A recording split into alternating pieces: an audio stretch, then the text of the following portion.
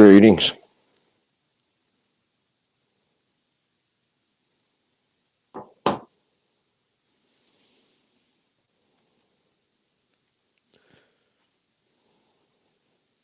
You're muted, brother. Oh, goodness. Greetings, everybody. I don't know how that happened, but it is fixed now. And hoping everybody's having a good day, enjoying life, living life, or loving life. We got P.I.G.S.C.U.N.T.S here with us tonight. And we're going to be talking about criminal social activities violating policies that violate law. And a large portion of the topic is going to be about Zuckerberg and the social sites. But first, we're going to start out with a situation over in New York as it relates to migration. And let's get started with that. Pull it up. And it's New York says this is live now from Fox. New York City migrants suspected attackers of NYPD officers arrested in Arizona. So evidently, NYPD was attacked by some migrants, and they found some in Arizona. Just a situational awareness thing that I want to point out as it relates to predation, identification, social platforms, and all these things that we use to identify ourselves. Several migrants suspected in an attack on 2 NYPD officers near Times Square were reportedly picked up by ICE agents in Arizona. This as many are criticizing the district attorney for not holding the suspects on bail. Fox 5's Robert Moses is outside Manhattan Criminal Court in Lower Manhattan this morning with the very latest. Robert, good morning.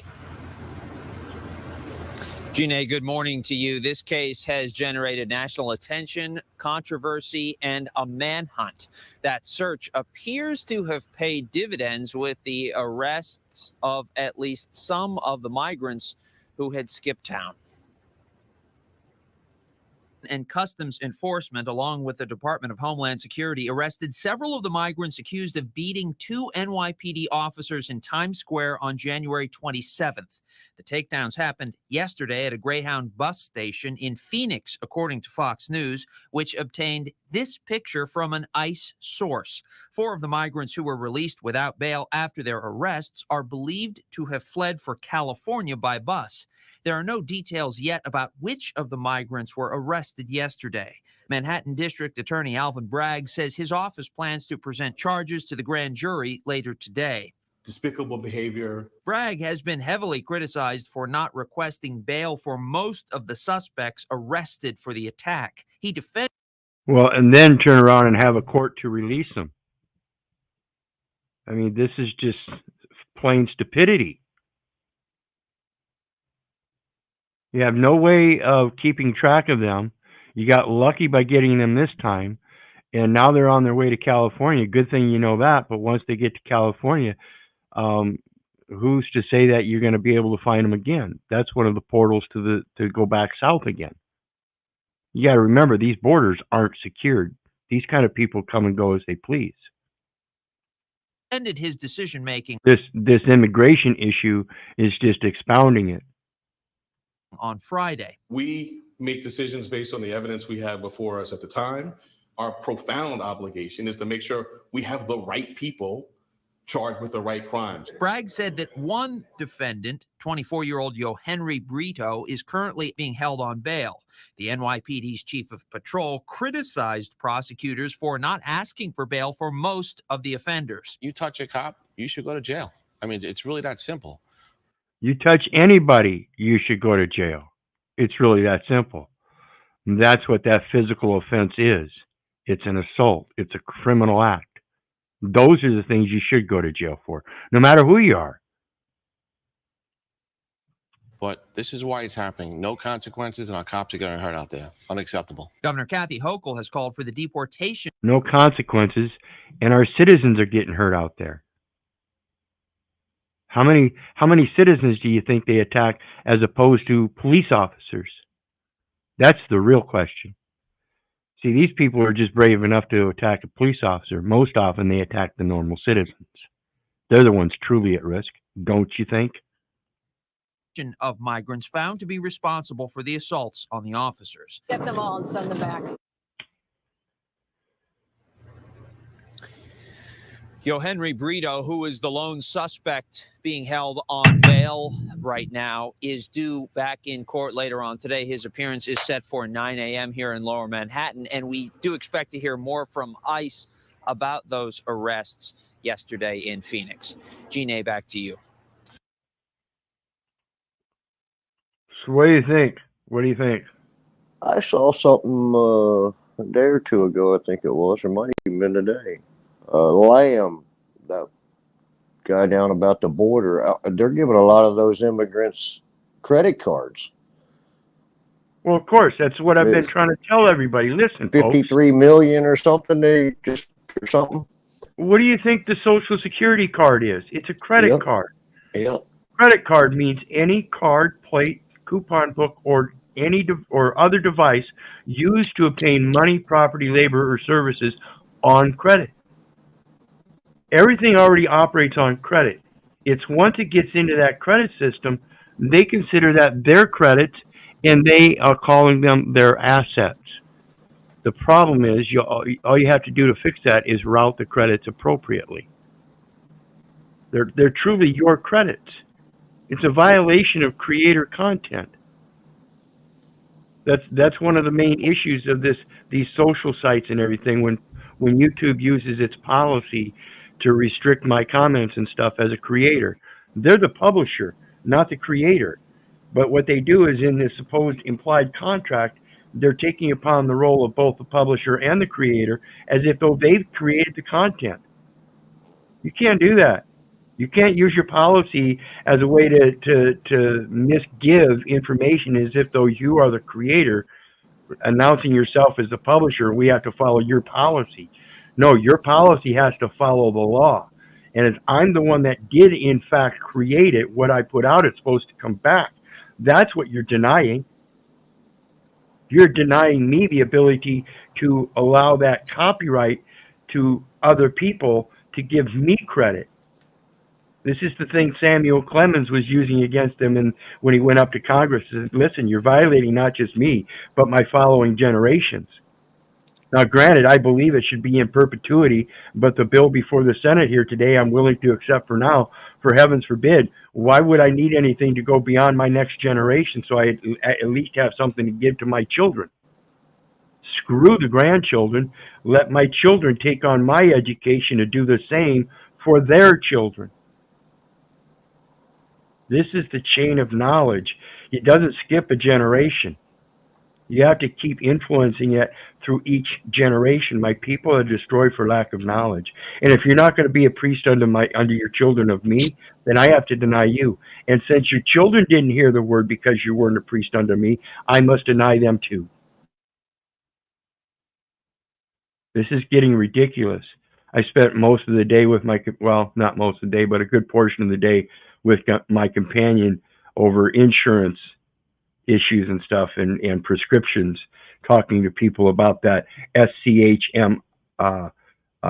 Firm name that they want to use on those prescriptions as an investment, and then not allowing her a true and full benefit by turning around and charging her instead of allowing her to make payment in credit or on credit. See, these people aren't understanding this. So I spend all my time arguing with these people about I don't care whether they don't know or not. I'm telling them information is there. Here's where it's at. I'm giving you notice. Lawful notice. The first duty of law is legal notice. I'm giving you legal notice that you're denying a benefit that is federally funded. It's a violation. And in so doing so, you're doing it through a communication, which is conveyance of a debt, saying that she owes a debt. This is material fact evidence on the record of a prescription, clearly showing the firm name. And I assure you, if I have to do a forensic accounting, it will show that that was used as a firm name, and the obligor number is the Social Security number without dashes. And I'll also make that extra note once again. If the obligor is the one that is due is the one that is supposed to owe the payment, is obligated on the payment, and it is identified by a number, then what does it have to do with you and your name? We're going to talk about that some more tomorrow. But in the meantime, again, tonight I posted another little post in the community section here on El Perro. So go ahead and feel free to read that and think about that too. What do you got, brother? I too was on the phone and stuff today, trying to communicate with that ex and new master commissioner there, and she kept hanging up on me. Listen, hey, they're either going to put me in jail, or you're gonna have to talk to me. So yeah. I said, you're denying me benefits under federally assisted program. Absolutely. And she said, what? And let me tell the people real quick what we're talking about there is 42 U.S. Code 2000 D, lowercase d. There's no separation, just 2000 D. Go ahead. And I said, Jake Thompson, he's the master commissioner. He's there representing something other. And so she said something, and it tweaked me, but it was Ruth Baxter, the old master commissioner. I don't know what they got going on there. I can't find a bar number on him or anything, but he is also representing the mayor as counsel.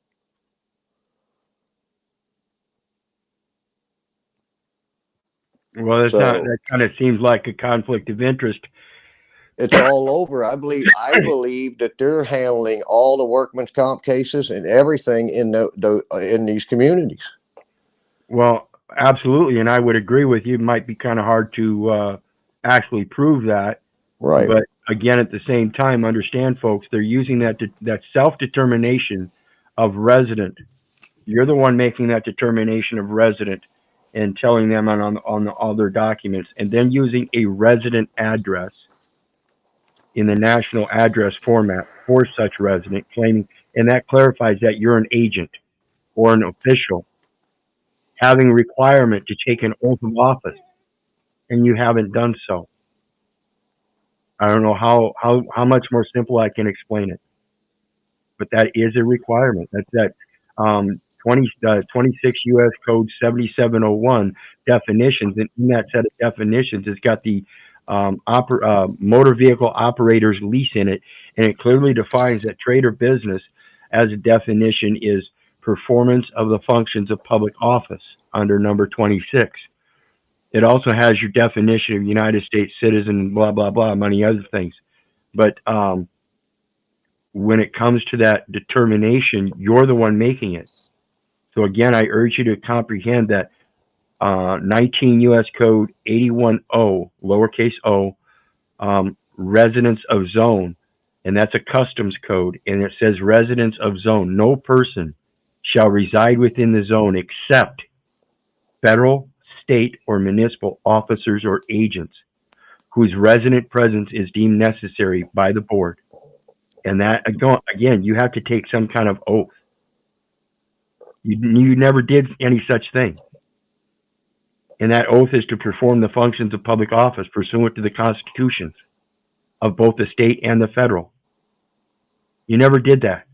You've never had a proper communication with Congress in such a manner so that the powers could be delegated to you, designated to you, to go ahead and sign documents of control and entry through entitlement. It never happened. So let's get on to the next one. Continuing on with that same issue. Get rid of this commercial first. Damn commercials. 2 NYPD officers in Times Square. So at least one of the alleged migrant attackers is expected to be in court later today, as several others who left New York without bail are picked up out of state. Morgan Mackay is in the newsroom for us covering this. Morgan, what do you know? Chris and Bianca, the Manhattan District Attorney Alvin Bragg is presenting evidence today to a grand jury in the January 27th attack on 2 police officers carried out by around a dozen migrants. Also, at some point today, one of the migrants, Yohenry Brito, who was allegedly part of the attack on the cops, is appearing in court later this afternoon. This is the only migrant who is held on bail in this case. At least 4 of the other migrants allegedly involved in the attack are believed to have boarded a bus headed to California, skipping town after their arraignment. But now Immigration and Customs Enforcement, along with the Department of Homeland Security, sharing these photos saying that they apprehended several of the migrants believed to be a part of the attack. The takedown happened last night at a Greyhound bus station in Phoenix, according to Fox News. Meanwhile, the NYPD yesterday announcing that they have also arrested 7 migrants for allegedly being involved in 62 robberies. According to the NYPD, these migrants worked in teams, swiping people's cell phones and then later hacking them for the bank information. The NYPD is still searching for the alleged ringleader, Victor Parra, from Venezuela. A wave of migrant crime has washed over our city. They're essentially ghost criminals. No Ghost criminals. Pay attention when he says no IDs and all this. So when you go around without an ID, they call that a ghost criminal. criminal history, no photos, no cell phone. Today is a hard-fought win. Today, Mayor Eric Adams is up in Albany for what's called Tin Cup Day, where he brings And of course, that's just my opinion. Again, that's not really stated anywhere, but that's what I assume goes on, is that they just determine that you are some kind of criminal if you don't have an identification. It's just not right. You're supposed to have an identification. Show me in law where it says I have to have an identification. Nowhere does it state it. Nowhere. You find it, I'll kiss your ass. up a list of requests to state lawmakers for the legislative session and faces tough questions about how he is managing the city. The focus today was, unsurprisingly, the migrant crisis. Adams says he is now looking to the state to cover half the costs related to caring for migrants, considering the federal government is only forking over a fraction of the money needed. He also said he would consider issuing an executive order to let the NYPD cooperate with ICE if a migrant commits a serious felony, but would only do so if his legal team says he can. The city council adopted a law in 2014 that prohibits the NYPD from cooperating with ICE. Only if his legal team says he can. This is one of the big problems, folks. If you can't go into court, any court, and profess the truth, you are the problem. Turning around and hiring an attorney to do so proves that he won't know the truth. Again, proving that he can't pose the truth. Again, remember, folks, that attorney has no firsthand experience. He can only go off the experience of the people that he's getting the story from. And if nobody's telling the truth, then what the fuck is he doing? He says, however, he is in support of the city's sanctuary city status and wouldn't pressure the city council to change that. On the policy that New York City should remain a sanctuary city. Yes, I do. I think that. And this goes to the aspect of not changing policy, despite the fact that you know they have a problem. We're gonna hear about this again when we talk about Zuckerberg. Being a sanctuary city is the origin of all of us. All of us came from some level of immigration. But I think that those who come here and abuse our good nature, they need to be dealt with on a federal level. Now,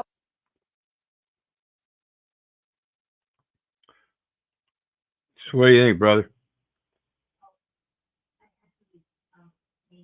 I was trying to get the dog from my mom, so. Oh, well, so basically what we have is the continuance of that story, and as told by somebody else, we find out a couple other elements, and one of those being, of course, that identification system and no record and all of this, right? But yet at the same time, that record that they want is only to prove that you're a criminal. This is the thing about being born into sin, folks.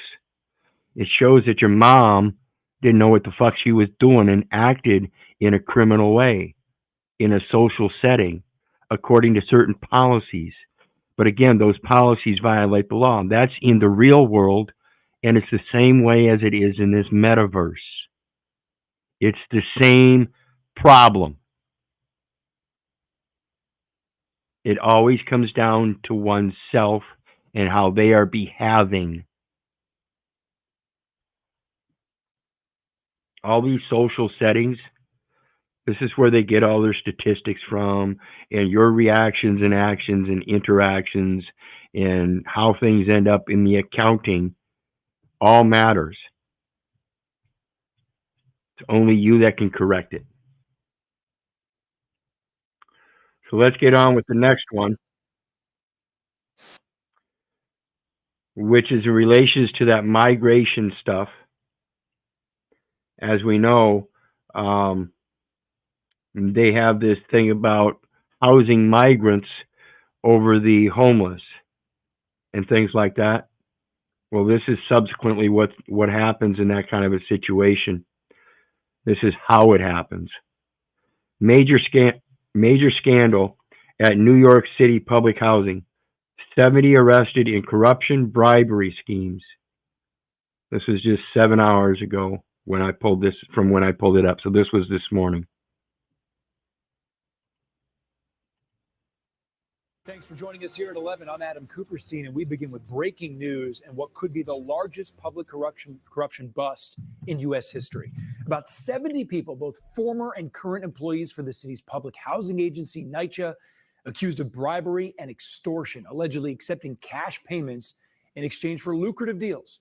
News 4's chief investigative reporter Jonathan Deans live in the newsroom as a press conference is about to start on this scheme right now, Jonathan. Yeah, Adam, 70 city housing workers and contractors charged by the feds this morning. The alleged corruption includes bribe and kickback schemes on everything ranging from construction to maintenance of city housing projects. City Department of Investigation detectives and Homeland Security investigation agents were out making arrests all over the city this morning. This video is of housing workers getting arrested at the Baisley Park houses in Queens. The Housing Authority issuing a statement calling the corruption counter to everything NYCHA stands for. The dozens of suspects are expected to appear in federal court in Manhattan later today. U.S. Attorney Damian Williams and other federal officials expected to detail the charges soon in a news conference with local and federal agencies. The number of people involved in these alleged schemes large. Dozens of workers accused of ripping off the largest public housing system in the nation, home to more than 300,000 New Yorkers. The arrests ongoing at this hour, so many that U.S. Marshals were told will have to transport the suspects by the busload just to get them to court to face the corruption-related charges. Live in the newsroom, I'm Jonathan Deans, News 4 New York. Okay, we'll continue. So now we see one of the effects of the influx of the migration, immigrants. And one of the things we're thinking about here, you got to remember, folks, it doesn't matter who's doing what in this system as long as it keeps working for them. But as soon as it starts breaking down, as we see in this situation and the police situation and the identification and all of that, they're going to throw the low guy under the bus. The judges and legislatures and senators and representatives and all these people, they're not going to take blame for it.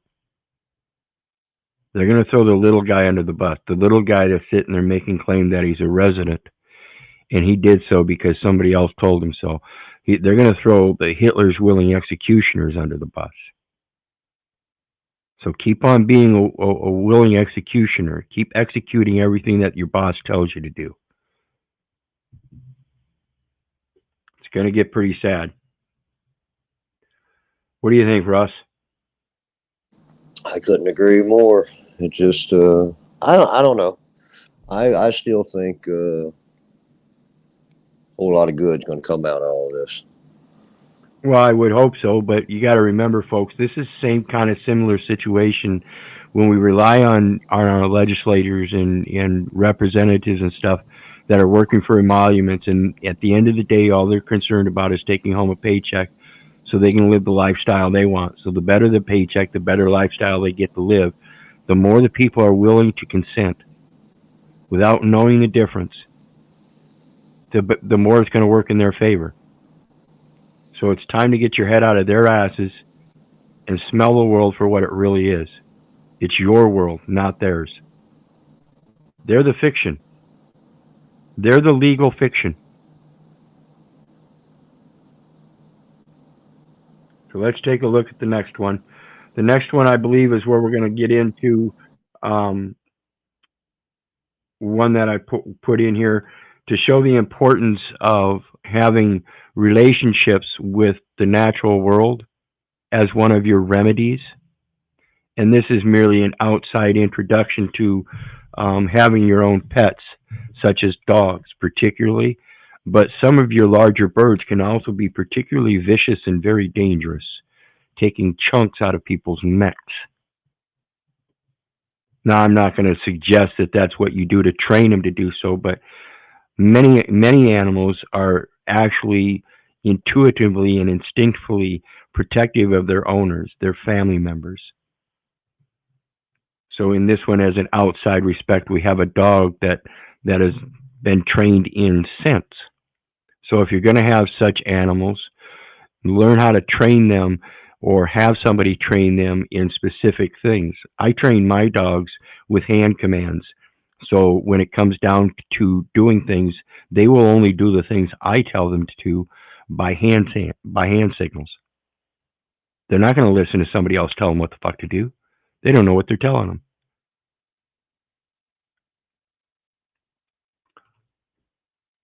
Oops.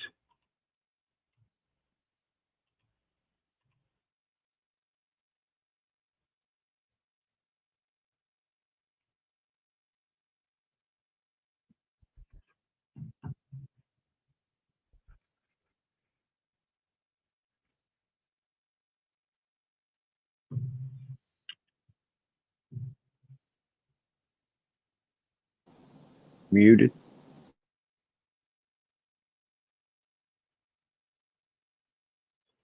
Oh, I didn't show the right thing. Let's try this over, folks. 1 hour. That is all a K-9 needed to help Hillsborough County deputies track down a missing girl. It's pretty incredible. That girl's safe tonight, thankfully, as Fox 13's Ariel Placencia explains for us. The dog found this 11-year-old child very quickly after one quick sniff of her own pillow. Hey, get to work. 2-year-old K-9 Mary Lou has been training on how to track people down her whole life.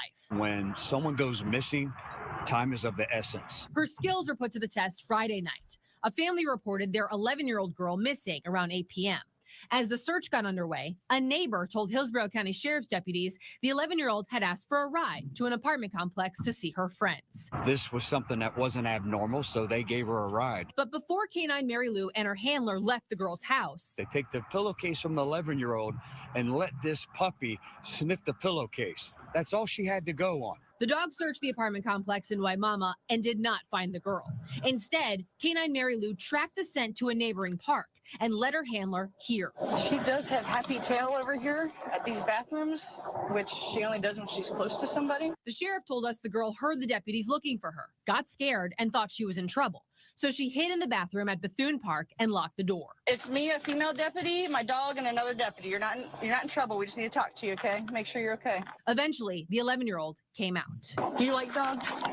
Can she give you a kiss? I promise she won't hurt you. Canines with HCSO have to complete 480 hours of training to be certified as law enforcement canines, according to the sheriff's office. All that practice suited K-9 Mary Lou well. She just needed the scent from one pillowcase and 1 hour to find the girl. That's her reward.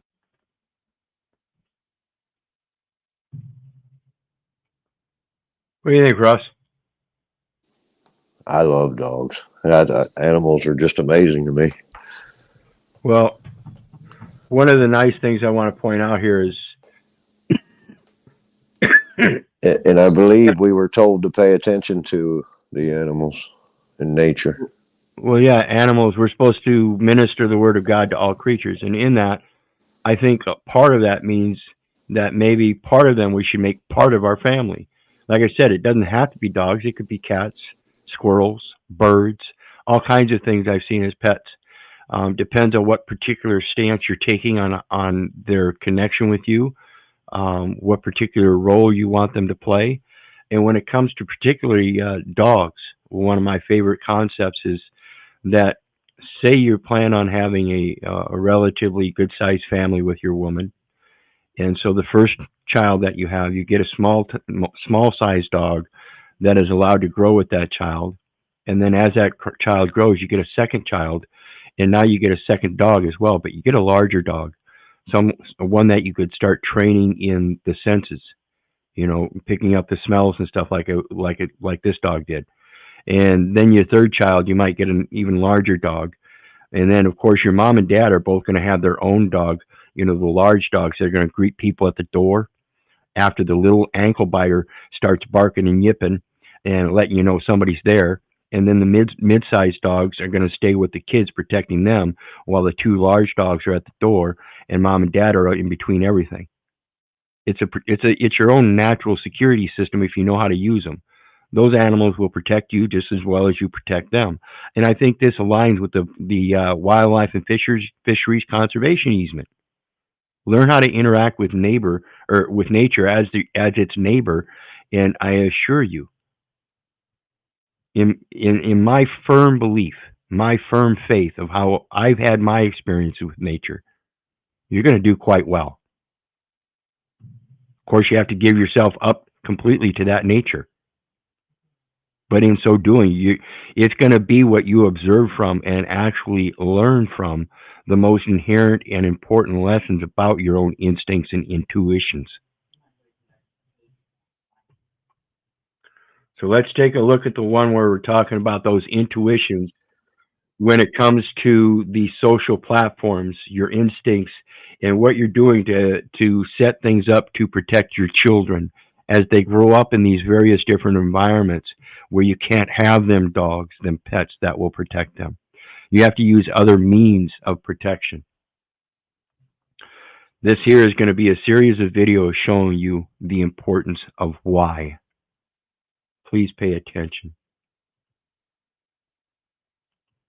And feel free, Russ, to go ahead and ask me to pause anytime and make a comment or whatever. We'll have our discussion. And folks, the StreamYard link is down there for anybody else that wants to join the panel. It would be great to have you.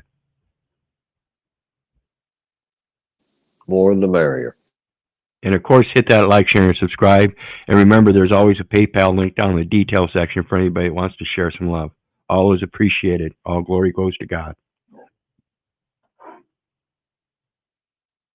Thank you, Mr. Chairman. Thank you to each of you for coming. And I know some of you had to be subpoenaed to get here, but we do appreciate that you all are here. Mr. Chu, I want to come to you first.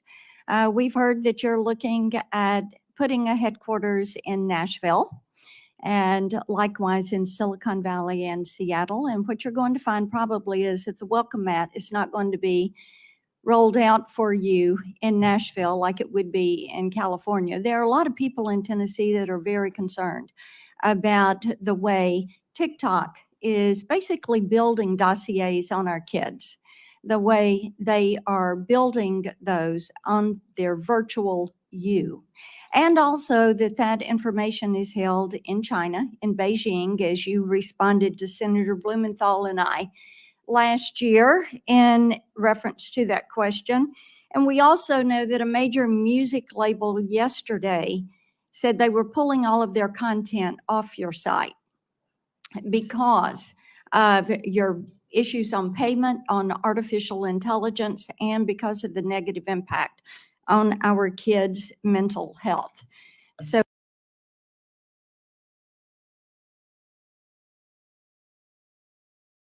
You noticed.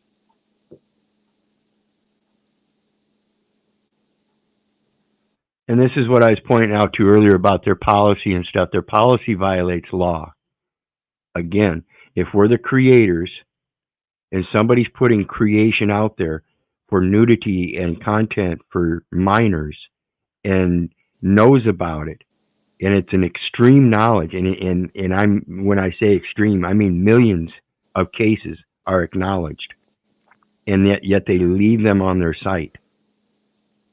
That policy that allows that content to remain on the site violates international law. That's what we're talking about here, folks. And yet YouTube, on the other side, wants to claim that they're the publisher and creator. And in fact, again, like I've said, they're not supposed to be striking our channels for anything unless it violates international law. Their policy cannot supersede international law. The international law is the Treaty of Berne, which protects literary and artistic works by creators. This is constituted in the United States Constitution at Article 1, Section 8, Clause 8, protecting, again, the exact same rights, creator content. Stated twice, that's two witnesses in the written record. Go ahead. And I think I was reading that in those United Charities that remember they give the grants to these people that provide these services of this child safety and all of this shit. So there's where they're converting it and using it against us. Absolutely, that's what's tearing the families apart. Instead of tearing a family apart because of an alcoholic addiction or something, the programs that they have should be basing those funds towards that, keeping the family together and actually resolving the issue and not the addiction. You resolve the issue and the addiction changes. You find something better to do with your life that consumes it more and makes you more grateful. Period. And this is why I use Dale Earnhardt Jr. and Dale Earnhardt Sr. as the same thing. Those people are addicted. They're just addicted to something that's not going to tear their lives up, except unless they get in a crash. And of course, then, see, nobody ever calls it an addiction. They say, oh, that man was dedicated to racing. You see the difference? They can both still cause you problems in your life. The difference is how other people look at them, how those problems expose themselves or express themselves, what the actual problematic part of it is. You can have an alcoholic that's problematic part is he gets angry and starts cussing and swearing and breaking things and like that. Whereas the problematic part about Dale Earnhardt Sr. was, well, he kind of got in one accident that kind of ended it all. That's pretty problematic. But people don't see it that way. He was dedicated to racing. So let's get back to it. Because these guys are dedicated to making money. Understand this. Chasing the We bag. will Yep. see how that progresses. Mr. Zuckerberg, I want to come to you. We have just had Senator Blumenthal and I, of course, have had some internal documents and emails that have come our way. One of the things that really concerned me is that you referred to your young users in terms of their lifetime value of being roughly $270 per teenager. And each of you should be looking at these kids. Their T-shirts they're wearing today say, I'm worth more than $270. We've got some standing up in those T-shirts. Now, and some of the children from our state, some of the children, the parents that we have worked with, just to think whether it is Becca Schmidt, David Mollick, Sarah Flatt, Annalie Schote, would you say that life is only worth $270? Do you see what she's getting at here? It's insane. They deem a child's life worth $270. How is that possible? Even that seems like a low evaluation, but even putting any kind of value on it in that commercial system, to me, expresses the idea, maybe not the intent, but the idea of predation, kidnapping one of the children of the brethren of Israel to make merchandise of them. That's what it means to me. That's how I see it. That's how I observe it. Because if they truly had the intent to not predate and in fact protect the children, then they wouldn't allow the children on a platform that they also allow nudity and adult conversations. Period. Now, I'm not saying that's all their fault, but again, you're the ones educating your children and giving them the devices and means to observe. Make sure you coordinate them. That's keeping your house in order and not conveniently letting somebody else take that responsibility. When you do things like that, you give up your rights, titles, and interest in the titles of that property. You gotta understand this English language and how it works and the way you do things in every platform, every forum has its potential, positive or negative.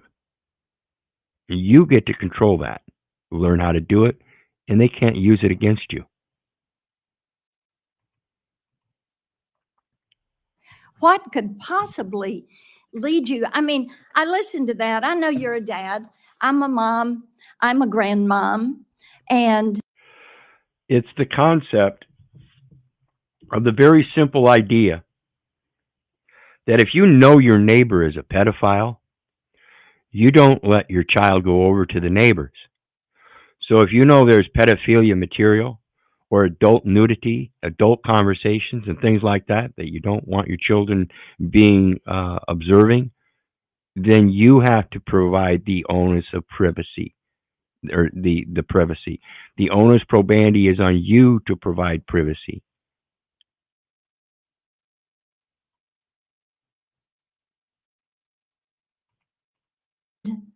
how could you possibly even have that thought? It is astounding to me. And I think this is one of the reasons that states, 42 states are now suing you because of features that they consider to be addictive, that you are pushing forward. And I want to make a note here, issues that they consider to be addictive. And like I just pointed out, Dale Earnhardt Sr. and Dale Earnhardt Jr., whether you want to call it dedicated or addicted, they were the same, one and the same, with different results and perspectives defined or declared or whatever. As I said, addictions are generally a negative connotation, while dedications have that positive connotation. So we really have to think about what's going on here, what you're putting into the record, no matter where it's at.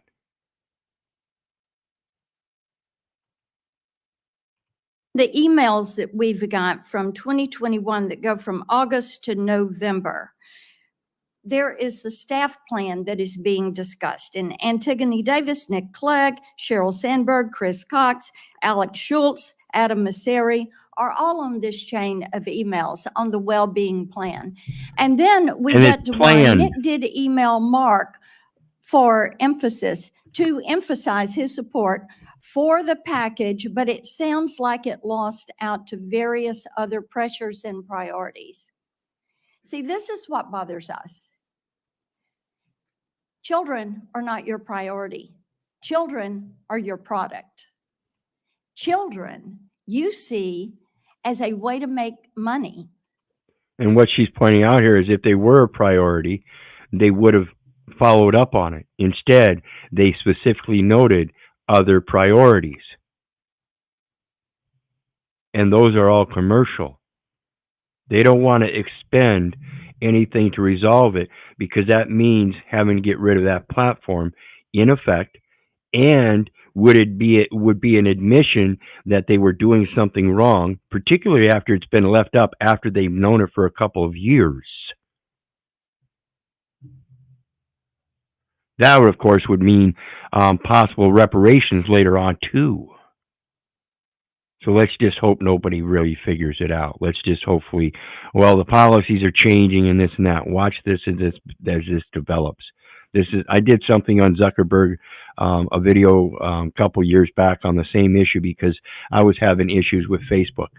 So I had to have a deal with Zuckerberg. So I pointed out some things that congressional committee was getting on him about. And this is just the continuation of that. And nothing gets worse and worse all the way through. Back then, it was just that claim that I mentioned earlier, that Facebook somehow, as a publisher, has the content creator rights. No, you don't. That's a false claim. And children, protecting children in this virtual space, you made a conscious decision. Even though Nick Clegg and others were going through the process of saying, this is what we do.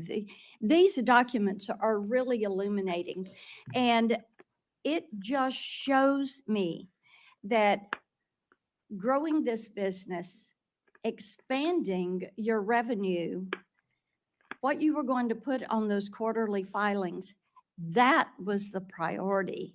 The children were not. It's very clear.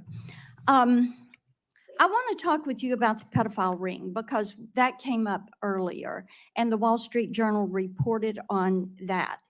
And one of the things that we found out was, after that became evident, then you didn't take that content down. And it was content that showed that teens were for sale and were offering themselves to older men.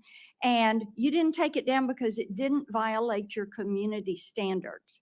Do you know how often a child is bought or sold for sex in this country? Every 2 minutes. And so by allowing that content, he was already violating international law. He was told about it and then left it up. Knowingly left it up. I don't care who the fuck you are. That's material fact evidence of known intent. They gave the man fulfilled their lawful obligation and gave the man legal notice. He ignored it, left it up, admits it, and then tries to squeeze out of it. No, that was knowing intent. The man shouldn't have anything anymore.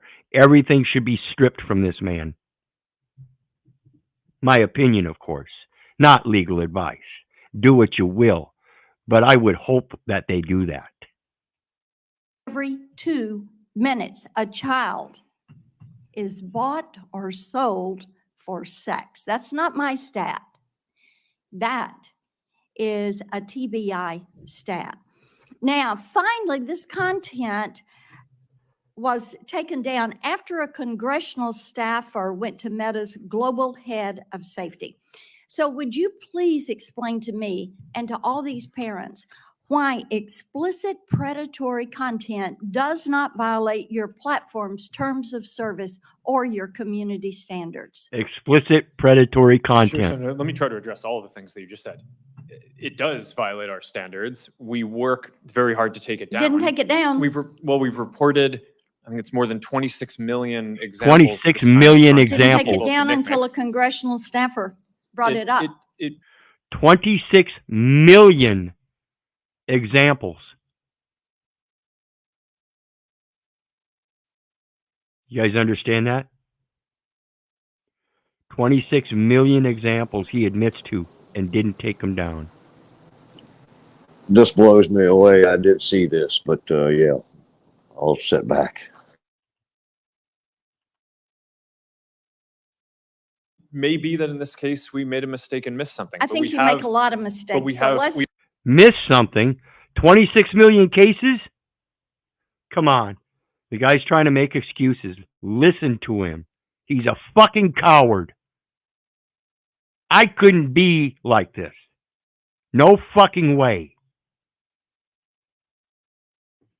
we have move leading on. teams that I want to identify more talk than with you about your Instagram creators program and about the push. We found out through these documents that you actually are pushing forward because you want to bring kids in early. You see these younger teenagers as valuable, but an untapped audience, quoting from the emails, and suggest Valuable but untapped audience. That's a statement of intent to tap an audience for the value. teams are actually household influencers to bring their younger siblings into your platform, into Instagram. Now, how can you ensure that Instagram creators, your product, your program does not facilitate illegal activities when you fail to remove content pertaining to the sale of minors? And it is happening once every 2 minutes in this country.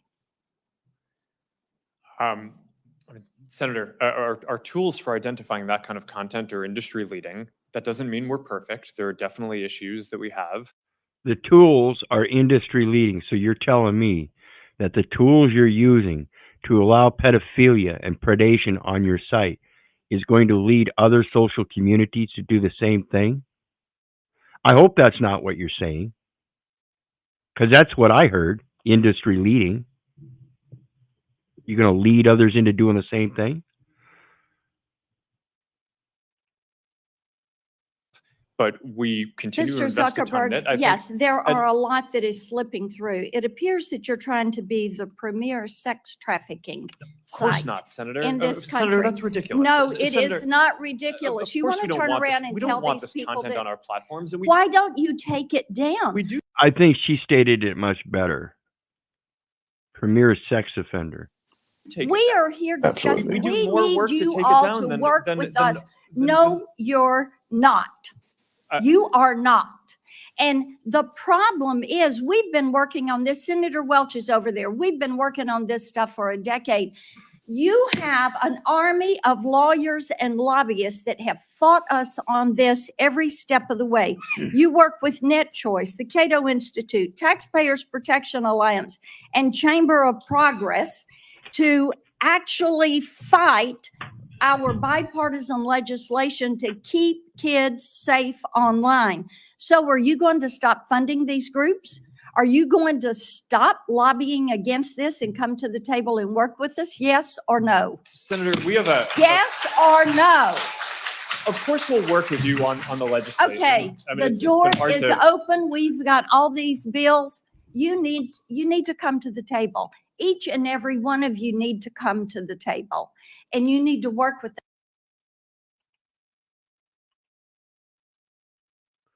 So yeah, it doesn't sound like he's coming to the table with anything but excuses. That's what he's been doing for 2 years. You think he's really going to come to the table? You think he's going to be willing to just give everything up and say, listen, I really don't want anything to do with this. I never had that intent. But now that I know that that's how it looks, I don't want nothing to do with it. Find out whoever's doing this, and I'm going to go try to start over again. I don't want this bad shit on my name, my character. But he's willing to stand up there for all of it, proving that that is his character, no matter what fucking name he has. What do you think? Yeah, well, there's a lot of them just like him. Well, we're going to get down to a deeper issue on it, or the deeper part of the issue on it, as mentioned in this video, with the families of the children. So let's take a look at this next one.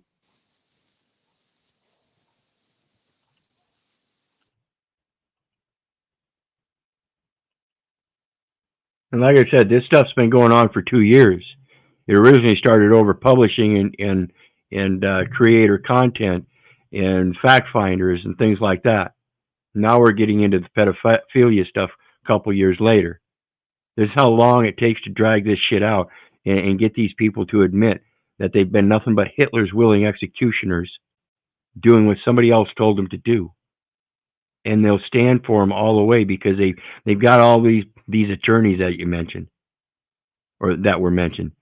All these attorneys. Who the fuck do you think's doing it all? You think Zuckerberg wrote that policy?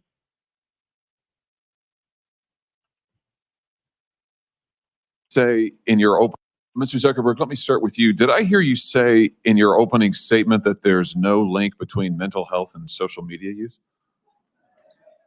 Senator, what I said is I think it's important to look at the science. I know it's people widely talk about this as if that is something that's already been proven. And I think that the bulk of the scientific evidence does not support that. Well, the bulk of the scientific evidence does not support that. Yet we're going to hear about studies and stuff that prove within his own material, things that he published through his company that prove otherwise, telling us that science is changes, which he turns around and states himself later on. So knowing this, that science changes, sciences change, and that in his own study, it showed that it was affecting the mental stability of little children and women and things like that. And yet he's the one that left it up and is still leaving certain things up and refusing to change policies. He's the one refusing to change while accepting everything around him changes. You see the idiocy? This guy's just a puppet. He's got somebody else's hand up his ass, and he's not going to find any relief. None. Really? Let me just remind you of some of the science from your own company. Instagram studied the effect of your platform on teenagers. Let me just read you some quotes from the Wall Street Journal's report on this. Company researchers found that Instagram is harmful for a sizable percentage of teenagers, most notably teenage girls. Here's a quote from your own study. Quote, "We make body image issues worse for 1 in 3 teen girls." Here's another quote. "Teens blamed Instagram," this is your study, "for increases in the rate of anxiety and depression. This reaction was unprompted and consistent across all groups." That's your study. Senator, we try to understand the feedback and how people feel about the services. We can improve. Wait a minute. Your own study says that you make life worse for 1 in 3 teenage girls. You increase Senator, anxiety and depression. That's what it says. And you're here testifying to us in public that there's no link. You've been doing this for years. For years, you've been coming in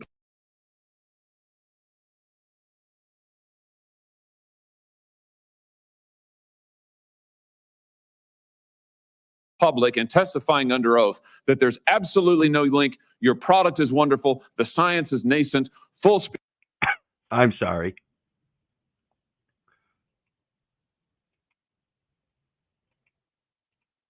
Link. You've been doing this for years. For years, you've been coming in public and testifying under oath that there's absolutely no link. Your product is wonderful. The science is nascent. Full speed ahead. While study. Senator, we try to understand the feedback and how people feel about the services. We can improve. Wait a minute. Your own study says that you make life worse for 1 in 3 teenage girls. You increase Senator, anxiety and depression. That's what it's. That's not what it says. That's not what it says. That's exactly what it says. And it's his own study. Says, and you're here testifying to us in public that there's no link. You've been doing this for years. For years, you've been coming in public and testifying under oath that there's absolutely no link. Your product is wonderful. The science is nascent. Full speed ahead. While internally, you know full well your product is a disaster for teenagers. Senator, and yet that's you not keep true. right on doing what you're doing. Right? That's not true. That's not true. Let me show you some other facts I know that you're familiar with. Wait a minute. That's not a question. That's not a question. Those are facts, Mr. Zuckerberg. That's not a question. Those aren't facts. Here, let me show you some more facts. Here's some information from a whistleblower who came before the Senate. Yeah, they're bizarre facts. It's bizarre that you would stand up there and even attempt to rebut them. You're an idiot. They came from your own goddamn reports, from your own study. Testified under oath in public. He worked for you. It's a senior executive. Here's what he showed he found when Senior executive.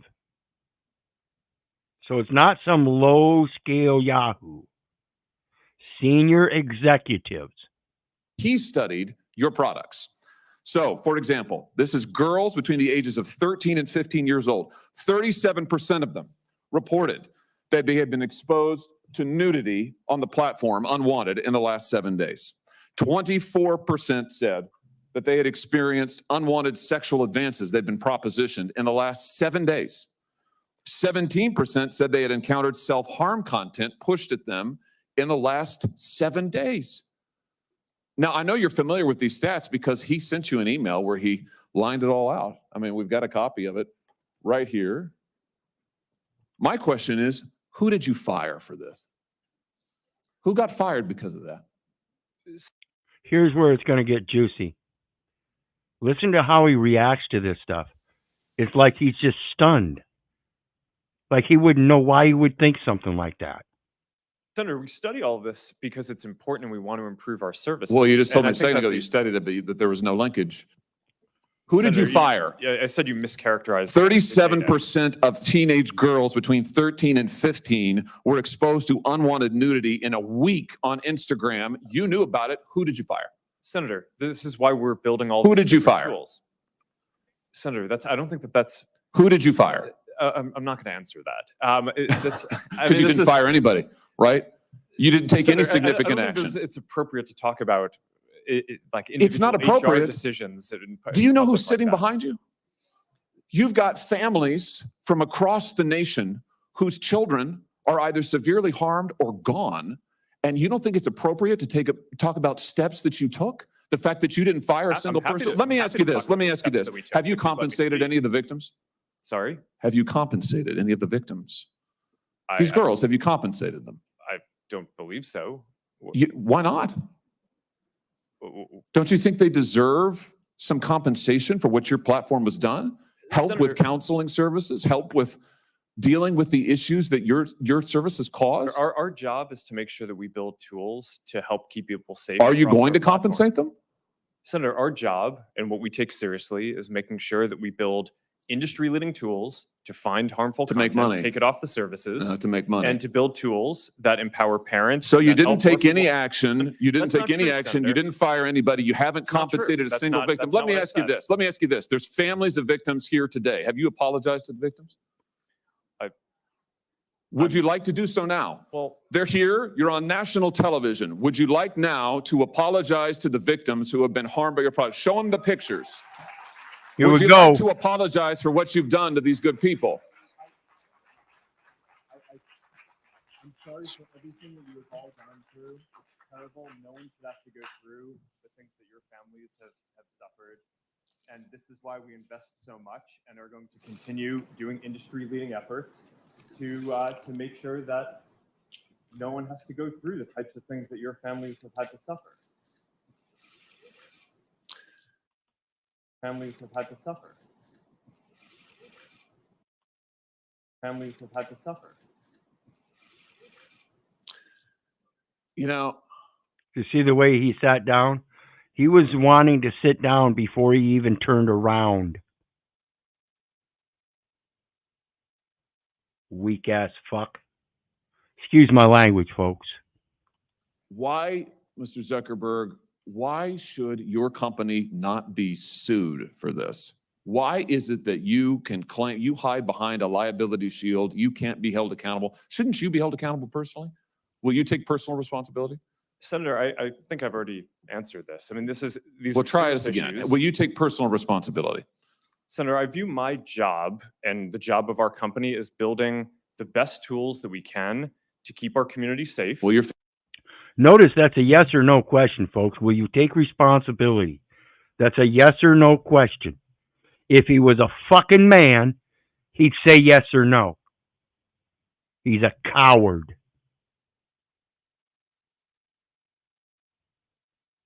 failing at And that.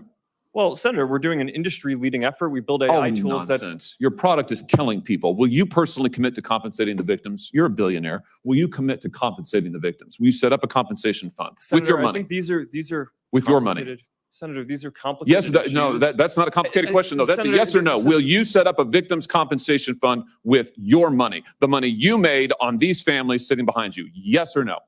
Senator, I don't think that's my job is to Sounds make like sure a we build no. good tool. I'm just doing my job. I have no moral obligation. I'm just doing my job. Let me state that again. I have no moral obligation. I'm just doing my job. And for a third time, I have no moral obligation. I'm just doing my job. And you people don't matter. Yeah, anytime you hear somebody, I'm just doing my job, think about it. My Sounds job like a is no. to make sure that Your job is to be responsible for what your company has done. You've made billions of dollars on the people sitting behind them, you here. You've done nothing to help them. You've done nothing to compensate them. You've done nothing to put it right. You could do so here today, and you should. You should, Mr. Zuckerberg. Before Most people, if you're a business. Anything on that one? Yeah, I've seen a bunch of these, and I don't want to spoil it. I'm not sure where you're going with it. What about the one where he was letting it go anyway? It'd warn him, and then he would go ahead and see it anyhow. Oh yeah, I remember that one. I don't know if we've got that one in here. We might, but yeah, it's a matter of understanding again, though. The true sense of protecting your children still remains with you. So you have to provide the privacy. That's your onus probandi. So if you have these devices as adults and you have children that are on them, you have to regulate your own children. That's one of the first steps of showing that you are self-governing. One of the first steps that shows you're not is when you start handing those responsibilities over your children over to other people. That's the real issue here. So, what do you think, Wiz? Do you think it's safe to say that the Social Security number is funding all of these state, federal, and local corporations?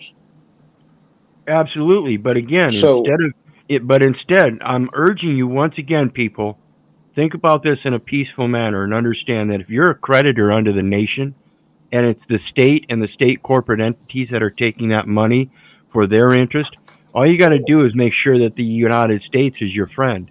They're the ones that run the IRS. And when you make things payable directly to the Department of the Treasury, it has to go through the IRS.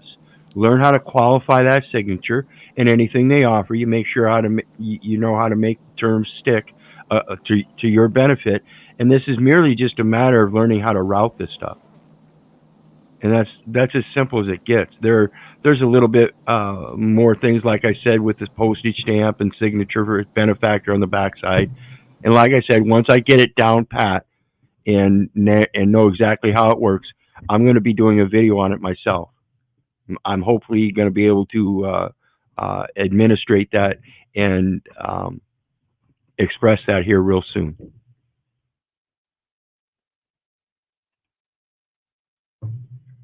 So let's get on with this one. Another one, a vast pedophile network. Josh Hawley decries predation of children on Meta's platform. I think this might be the one you're talking about, Russ. Thank you, Mr. Chairman. Mr. Behr, thank you again for being here. I just want to first establish a fact or two, just to make sure everybody understands. So on October the 5th, 2021, you composed an email, which is now, I think, in the record, to Mark Zuckerberg, Sheryl Sandberg, and a group of other executives at Meta. Am I right so far? That's correct. In that memo, you disclosed to them that according to your own research, 1 in 8 children now, had experienced unwanted sexual advances within the last 7 days. Is that correct? That's correct. And about 1 in 3, I think it was 27%, had experienced unwanted sexual advances outside of the 7-day window. So that is more than 7 days. Is that correct? That is correct. Those numbers are astounding. I just want to let that sink in. 1 in 8 within 7 days, a third of children outside of that window. Mark Zuckerberg, did he reply to you? He did not reply. Did he meet with you? He did not meet with me. Sheryl Sandberg. did This she is the meet guy with that you? wrote that letter. She did not meet with me. So, in other words, the people who had recruited you to come back to Facebook, Meta, whatever, it's hard to keep up, they ignored your findings. When you presented data to them they didn't want to see, they turned a blind eye. Let me ask you about something else. This is from the Wall Street Journal's report earlier this year. This is June of this year. They found the following. I'm going to quote. Instagram helps connect and promote a vast network of accounts openly devoted to the commission and purchase of underage sex content. Pedophiles have long used the internet, but unlike the forums and file transfer services that cater to people who have an interest in illicit content, Instagram doesn't merely host these activities. Instagram's algorithms promote them.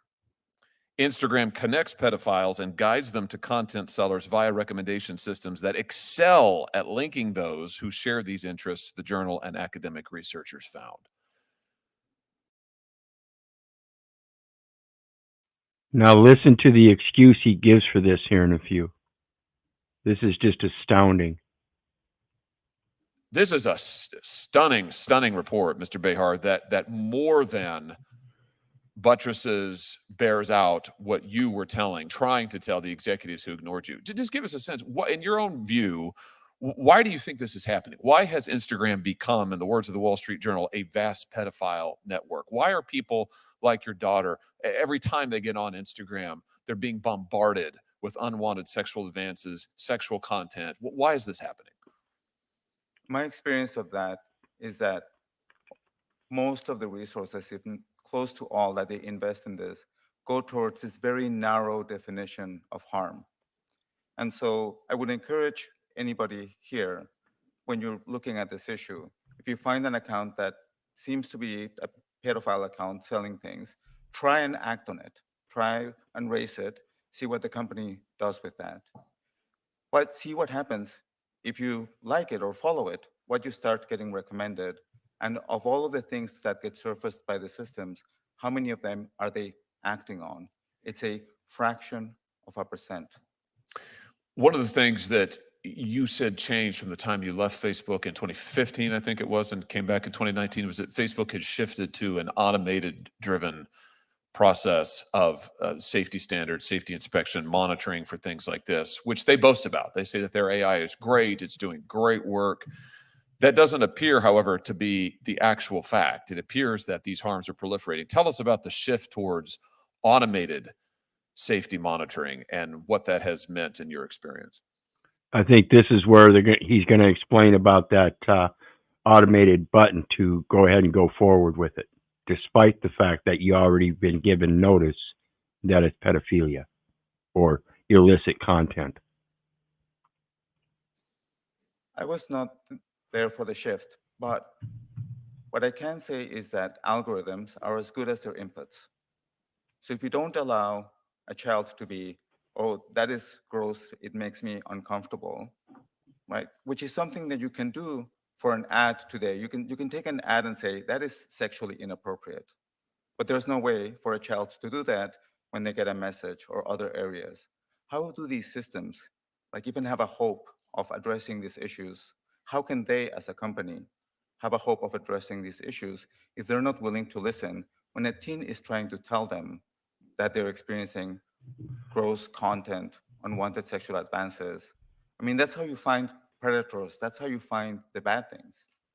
So what your research found and what you elevated to leadership was, at least in part, that these automated systems were not catching the vast majority of this unwanted content out there. I mean, the sexual advances of this pedophile material, it simply doesn't begin to capture. Yet Facebook didn't shift more resources, didn't change their process. And here's the thing that really gets me, and I'll end with this, Mr. Chairman. I know there's others who want to question. I've been reading over and over and over again this case filed by my home state, Missouri versus Biden.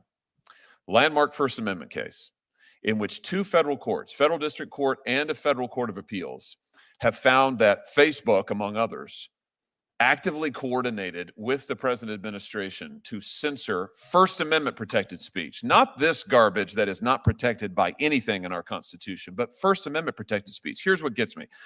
What the courts found, this is in the record, this is factual findings, is that Facebook devoted all kinds of resources and people, actual human people, to doing things like monitoring posts on COVID-19 vaccine efficacy.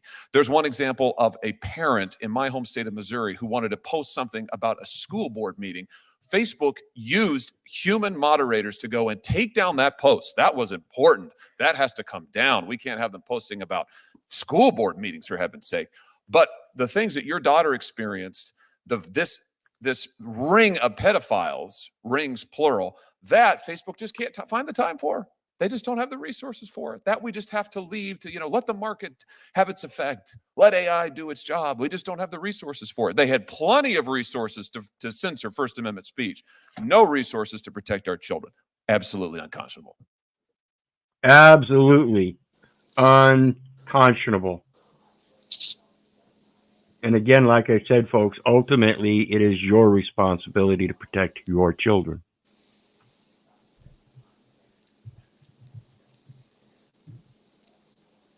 You got anything, Russ?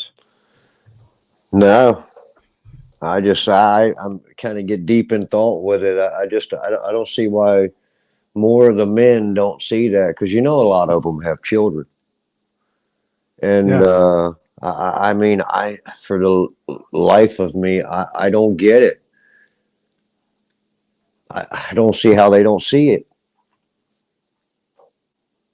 Yeah, I know what you mean. It's something like I said, folks. I've been screaming. Fuck you. You're not my daddy. I'm not going to do what you tell me. I don't believe you. I'm only hoping to show people what's going on, and that ultimately it's your responsibility, and that if you truly do love your children, you'll take that responsibility to the ultimate highest degree. You will hold that as your ultimate duty in life. You are meant to bring those children in. Why would you abandon them? In any sense.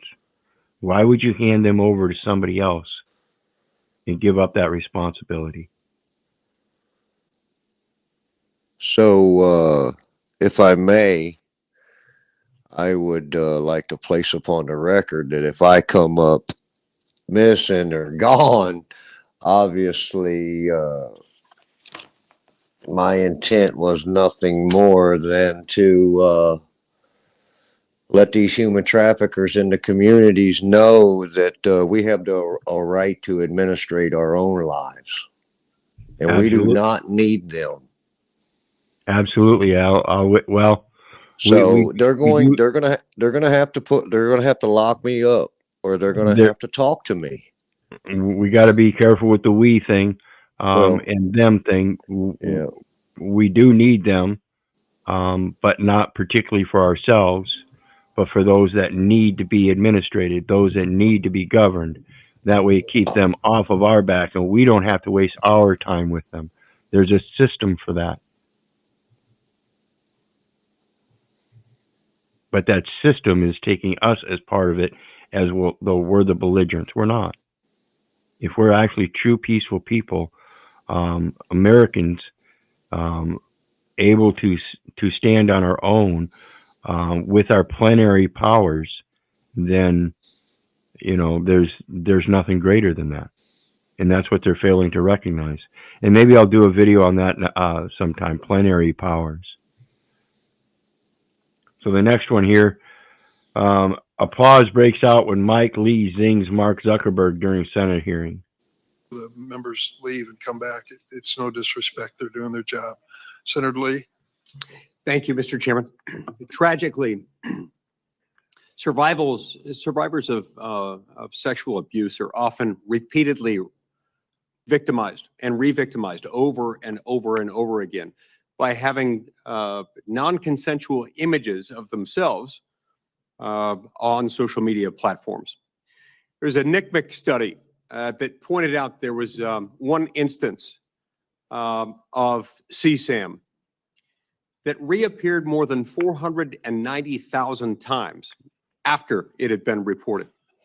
So we need tools in order to deal with this. We need, frankly, laws in order to mandate standards so that this doesn't happen, so that we have a systematic way of getting rid of this stuff, because there is literally no plausible justification, no way of defending this. One tool, one that I think would be particularly effective, is a bill that I'll be introducing later today, and I invite all my committee members to join me. It's called the PROTECT Act. The PROTECT Act would, in pertinent part, require websites to verify age and verify that they've received consent of any and all individuals appearing on their site in pornographic images. And it also require platforms to have meaningful processes for an individual seeking to have images of him or herself removed in a timely manner.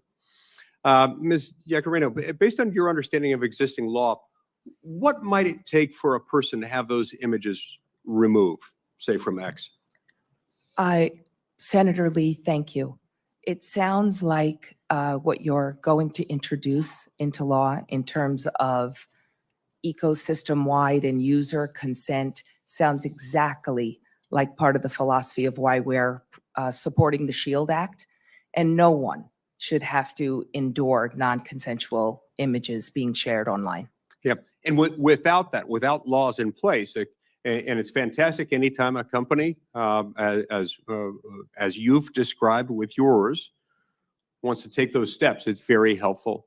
It can take a lot longer than it should, and sometimes it does, to the point where somebody had images shared 490,000 times after it was reported to the authorities, and that's deeply concerning.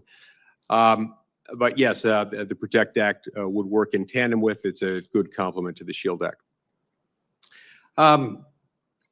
Mr. Zuckerberg, let's turn to you next. As you know, I feel strongly about privacy and believe that one of the best protections for an individual's privacy online involves end-to-end encryption. We also know that a great deal of grooming and sharing of CSAM happens to occur on end-to-end encrypted systems. Tell me, does Meta allow juvenile accounts on its platforms to use encrypted messaging services within those apps? Sorry, Senator, what do you mean juvenile? Underage, people under 18. Under 18. We allow people under the age of 18 to use WhatsApp, and we do allow that to be encrypted, yes. Do you have a bottom level age at which they're not allowed to use it? I don't think we allow people under the age of 13. Yep. What about you, Mr. Citron? On Discord, do you allow kids to have accounts to access encrypted messaging? Discord is not allowed to be used by children under the age of 13, and we do not use end-to-end encryption for text messages. We believe that it's very important to be able to respond to well-formed law enforcement requests, and we're also working on proactively building technology. We're working with a nonprofit called Thorn to build a grooming classifier so that our Teen Safety Assist feature can actually identify these conversations if they might be happening, so we can intervene and give those teens tools to get out of that situation, or potentially even report those conversations and those people to law enforcement. And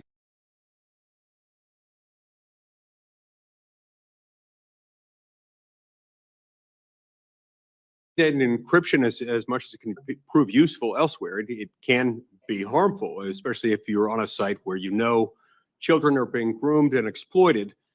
If you allow children onto an end-to-end encryption enabled app, that can prove problematic. Now, let's go back to you for a moment, Mr. Zuckerberg. Instagram recently announced that it's going to restrict all teenagers from access to eating disorder material, suicidal ideation themed material, self-harm content, and that's fantastic. That's great. What's odd, what I'm trying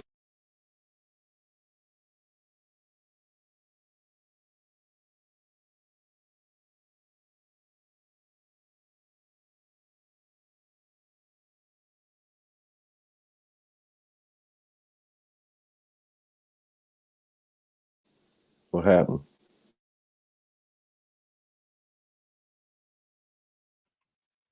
Okay, real quick here. My apologies. Before we get too much farther, I want to give an opposing dynamic as it relates to predation and destruction of the character and stuff. There's on these platforms. There's also a thing called the Heroic Imagination Project, and if you remember, it's Philip Zimbardo. Now he was the professor emeritus at Stanford, and he's the one that was the principal financier and operator of the Stanford prison experiment. Just a little note there.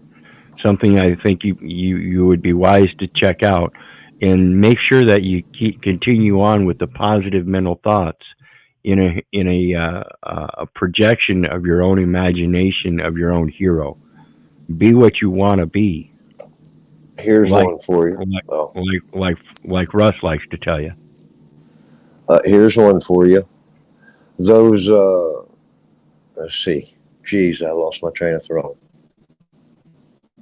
What was you saying? The opposing dynamic of detrimental aspect of the internet. There's also a opposing dynamic of being a hero. Oh, creative. Right. So, and expand your thoughts. Holy shit. Like the words you just said a minute ago, be careful with they, them, I. So the way I'm kind of looking at it is if I'm using the words, I'm the author of those words. So I define those words by my intent. I give two fucks what anybody else really says. I mean, Right. otherwise I'm bound to someone else's conditioning. No. Right, but when we find out that the other's conditioning, there are terms that we can use that are much more appeasable than we use them. Exactly. I think it's in the presentment with the respect and integrity and of that nature. Yep, absolutely. Trying to understand is why it is that Instagram is only restricting, it's restricting access to sexually explicit content, but only for teens ages 13 to 15. Why not restrict it for 16 and 17-year-olds as well? Senator, my understanding is that we don't allow sexually explicit content on the service for people of any age. How is that going? Our prevalence metrics suggest that I think it's 99% or so of the content that we remove, we're able to identify automatically using AI systems. So I think that our efforts in this, while they're not perfect, I think are industry leading. The other thing that you asked about was self-harm content, which is what we recently restricted. And we made that shift. I think that Recently restricted. Again, this is stuff that's been going on for a long time, folks. And you have a moral obligation to prevent it and not put it in your policy to determine if you're doing something good for your income. state of the science is shifting a bit. Previously, we believed. Remember I told you about science is changing. The state of science is shifting a bit. No. The state of science has always been the same. It's called proper investigation. The shift in science proves you didn't do a proper investigation to begin with. You came up with research results that had certain effects, and you ran with them despite the fact that you knew they were negative effects. That when people were thinking about self-harm, it was important for them to be able to express that and get support. And now more of the thinking in the field is that it's just better to not show that content at all, which is why we recently moved to restrict that from showing up for those teens at all. Okay. So wouldn't the same be posed for the sexual content?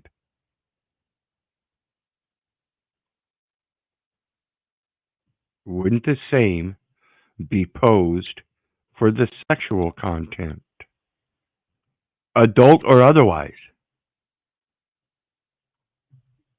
Is there a way for parents to make a request on what their kid can see or not see on your sites?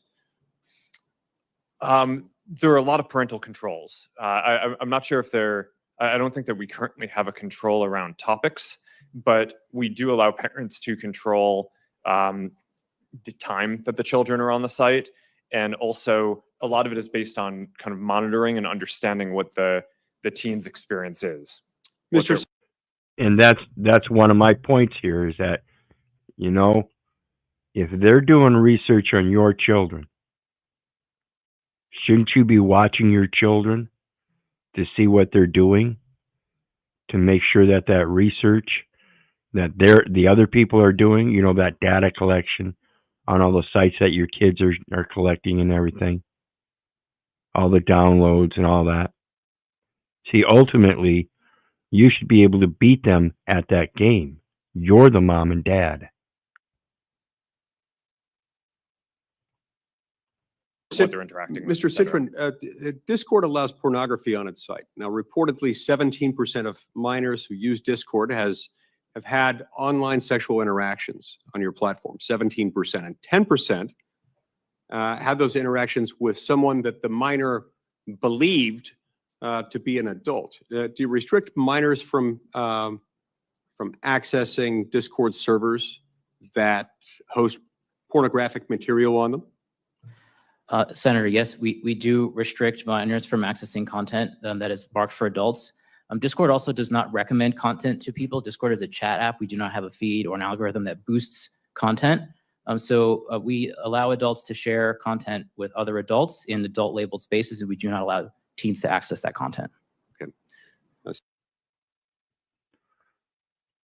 Okay, and when it says, when we're talking about the content, I went over that briefly earlier about the addictions and dedication. They're pretty much all the same thing, and it's just a matter of what you're addicted to. So it's not a matter that it's addictive, it's who is addicted and to what. Because I know people that are addicted to McDonald's hamburgers and French fries. I know people that are addicted to racing. There's a difference. I know people that are addicted to Coke. I know people that are addicted to alcohol and refuse to say they're addicted.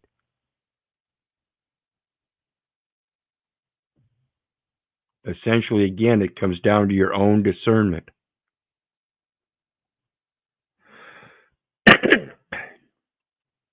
Now, here's one, again, going to the research and the intent.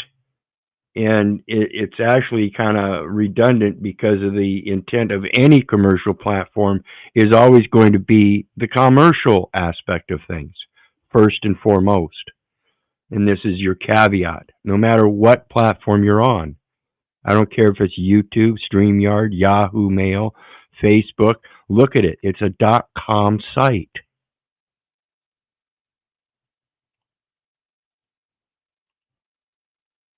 Mr. Chair. Thank you, Senator Tillis. Next is Senator Ossoff. Thank you, Mr. Chairman, and thank you to our witnesses today. Mr. Zuckerberg, I want to begin by just asking you a simple question, which is, do you want kids to use your platform more? And I'll address that too, Dean. Thanks for bringing that up because Dean Phelps says they cannot prevent anyone from saying they are adults online. And one of the things that we've got to remember today, we've got so many kids out there that have access to their mom and dad's information. That's one of the access points. That's one of the things that are primary that is to be protected, moms and dads. Again, the onus of privacy is on you. And if you don't want your kids accessing this stuff, you don't give them the access codes. You don't give them your ID to go down to the store and buy you something because you're too lazy. They get that access information and they start accessing profiles and stuff online in your name. Amazon, eBay, all kinds of porn sites. That's why you still get those kind of bills. More or less? Well, we don't want people under the age of 13 using. Do you our want teenagers 13 and up to use your platform more or less? Well, we would like to build a product that is useful and that people want to use more. My time is going to be limited, so it's just, do you want them to use it more or less? Teenagers 13 to 17 years old, do you want them using Meta products more or less? I'd like them to be useful enough that they want to use them more. You want them to use it more. I think herein we have one of the fundamental challenges. In fact, you have a fiduciary obligation, do you not, to try to get kids to use your platform more? It depends on how you define that. We obviously are a business. I'm sorry, Mr. Zuckerberg, our time is, it's self-evident that you have a fiduciary obligation to get your users, including users under 18, to use and engage with your platform more. This is the basic concept of prosperity and profit. You don't do it because you want them to use it less. That would mean a decrease in profits. Rather than less, correct? Over the long term, but in the near It inherently goes against the very principle of being a business. term, we often take a lot of steps, including we made a change But again, that concept of being a business doesn't escape from your moral obligations first and foremost. to show less videos that on the platform, the reduced amount of time by more than 50 million Okay, but if your hours. shareholders ask you, Mark, I wouldn't, Mr. Zuckerberg here, but your shareholders might be on a first name basis with you. Mark, are you trying to get kids to use Meta products more or less? You'd say more, right? Well, I would say that over the long term, we're trying to create the most. I mean, value let's as look. possible. So the 10K you file with the SEC, a few things I want to note. Here are some quotes, and this is a filing that you signed, correct? Yes. Yeah. Our financial performance has been and will continue to be significantly determined by our success in adding, retaining, and engaging active users. Here's another quote. If our users decrease their level of engagement with our products, our revenue, financial results, and business may be significantly harmed. Here's another quote. We believe that some users, particularly younger users, are aware of and actively engaging with other products and services similar to or as a substitute for ours. Continues, in the event that users increasingly engage with other products and services, we may experience a decline in use and engagement in key demographics or more broadly, in which case our business would likely be harmed. You have an obligation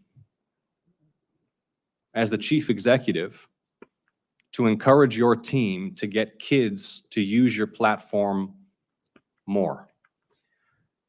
Senator, Fundamental. I think this is.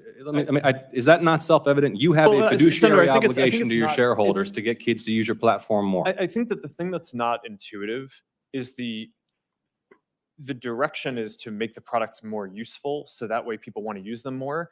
We don't give the teams running the Instagram feed or the Facebook feed a goal to increase the amount of time that people spend. Yeah, but We you give don't people dispute, goals. and your 10K makes clear you want your users engaging more and using more the platform. And I think this gets to the root of the challenge because it's the overwhelming view of the public, certainly in my home state of Georgia, and we've had some discussions about the underlying science, that this platform is harmful for children.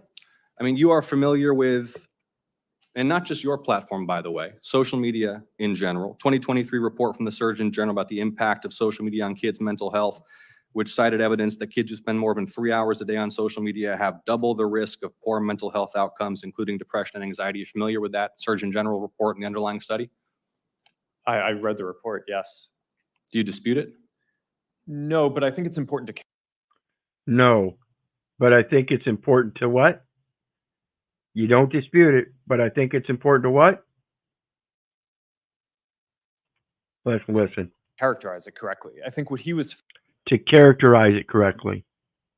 I think what he was, no, you can't say what you interpret as his intent.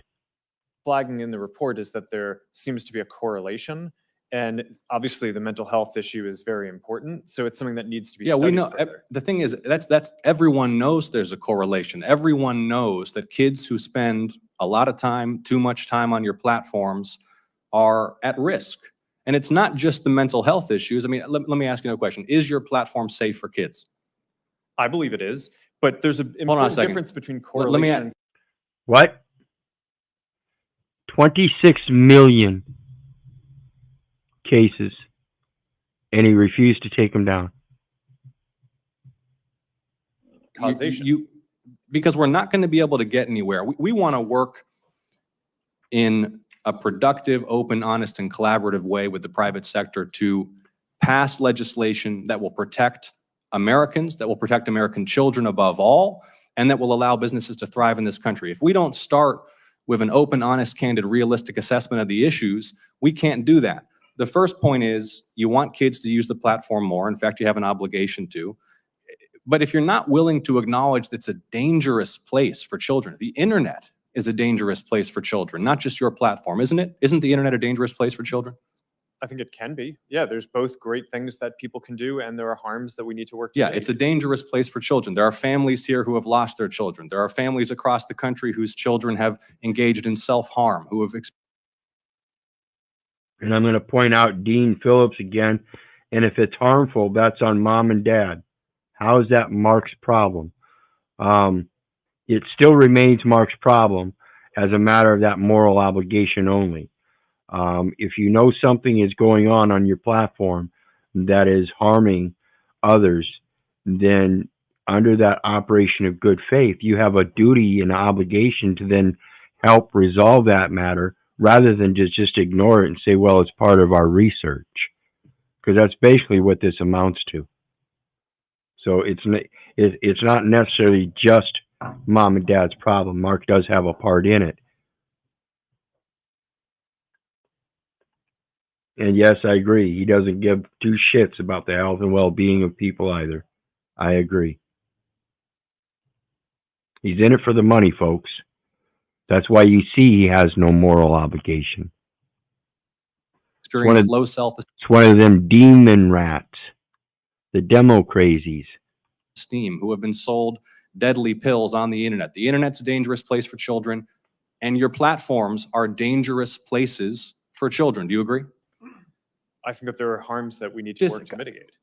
Okay. I mean, I'm not going to, I think overall. Why not? there- Why not? Why not just acknowledge it? Why do we have to do the very Well, careful I code? disagree with the characterization. Which character that you have. that the internet's a dangerous place for children? I think you're trying to characterize our products as inherently dangerous, and I think that Inherent first- or not, your products are places where children can experience harm. They can experience harm to their mental health. They can be sold drugs. They can be preyed upon by predators. They're dangerous places, and yet you have an obligation to promote the use of these platforms by children. And look, all I'm trying to suggest to you, Mr. Zuckerberg, and my time is running short. And it's only what he's trying to explain here is because they open the market to children, they now have an obligation to those children in good faith. In good faith, that means just like an adult, you wouldn't allow them to be harmed. Yet here you have 26 million instances of where they caused harm, and mothers and parents and children standing right behind him. I don't understand how this guy thinks he can live every day without a good, or with a good conscience. I don't know how this guy does it. Is that in order for you to succeed, you and your colleagues here, we have to acknowledge these basic truths. We have to be able to come before the American people, the American public, the people in my state of Georgia, and acknowledge the internet is dangerous, including your platforms. There are predators lurking. There are drugs being sold. There are harms to mental health that are taking a huge toll on kids' quality of life. And yet you have this incentive, not just you, Mr. Zuckerberg, all of you have an incentive to boost, maximize use, utilization, and engagement. And that is where public policy has to step in. Yeah, it's public policy has to step in, because what they're doing is they're using the very thing that they said earlier, the untapped source of minors. They're considering your children as a source that is untapped. To make sure that these platforms are To even consider children as a tappable source goes against the very concept of contracting, period. Again, it's a .com site. And they consider everything a contract, an offer and acceptance. And as soon as you accept it, that completes or makes a contract. Now you can amend the terms in the contract and then hand it back for their honor of that contract. But once you accept it, that makes a contract. Are safe for kids. So kids are not dying, so kids are not overdosing, so kids are not cutting themselves or killing themselves because they're spending all day scrolling instead of playing outside. And I appreciate all of you for your. So effectively, they become contracts for trafficking children, for killing children, by suicide. You're destroying the very souls of our future generations.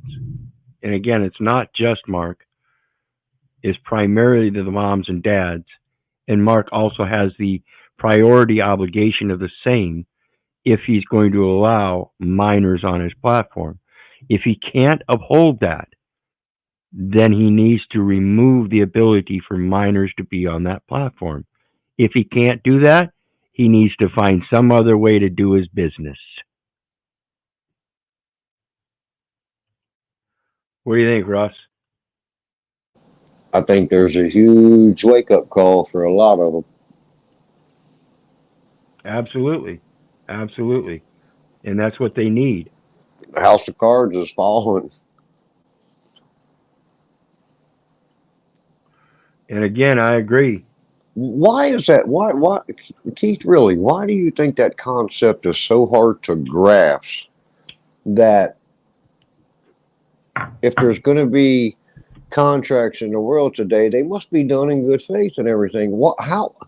I don't understand how it's so hard to grasp that.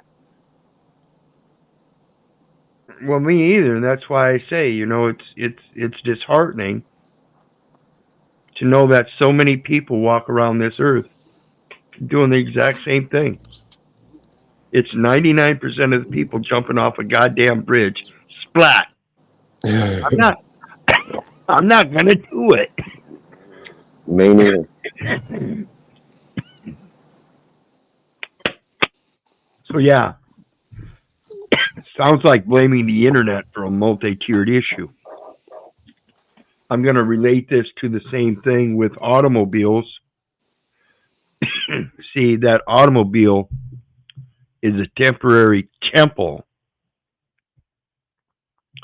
It's something that protects you along your way from point A to point B. It's a temple if you learn how to use it as a temple. But the problem there is that they won't allow you to fulfill your obligation of the onus probandi because they have this little statute that says you can't tint your windows to a certain degree. That's a violation of being able to provide an onus probandi. I don't care whether you can see me or not. You can go ahead and film me. You can go ahead and catch me on that radar.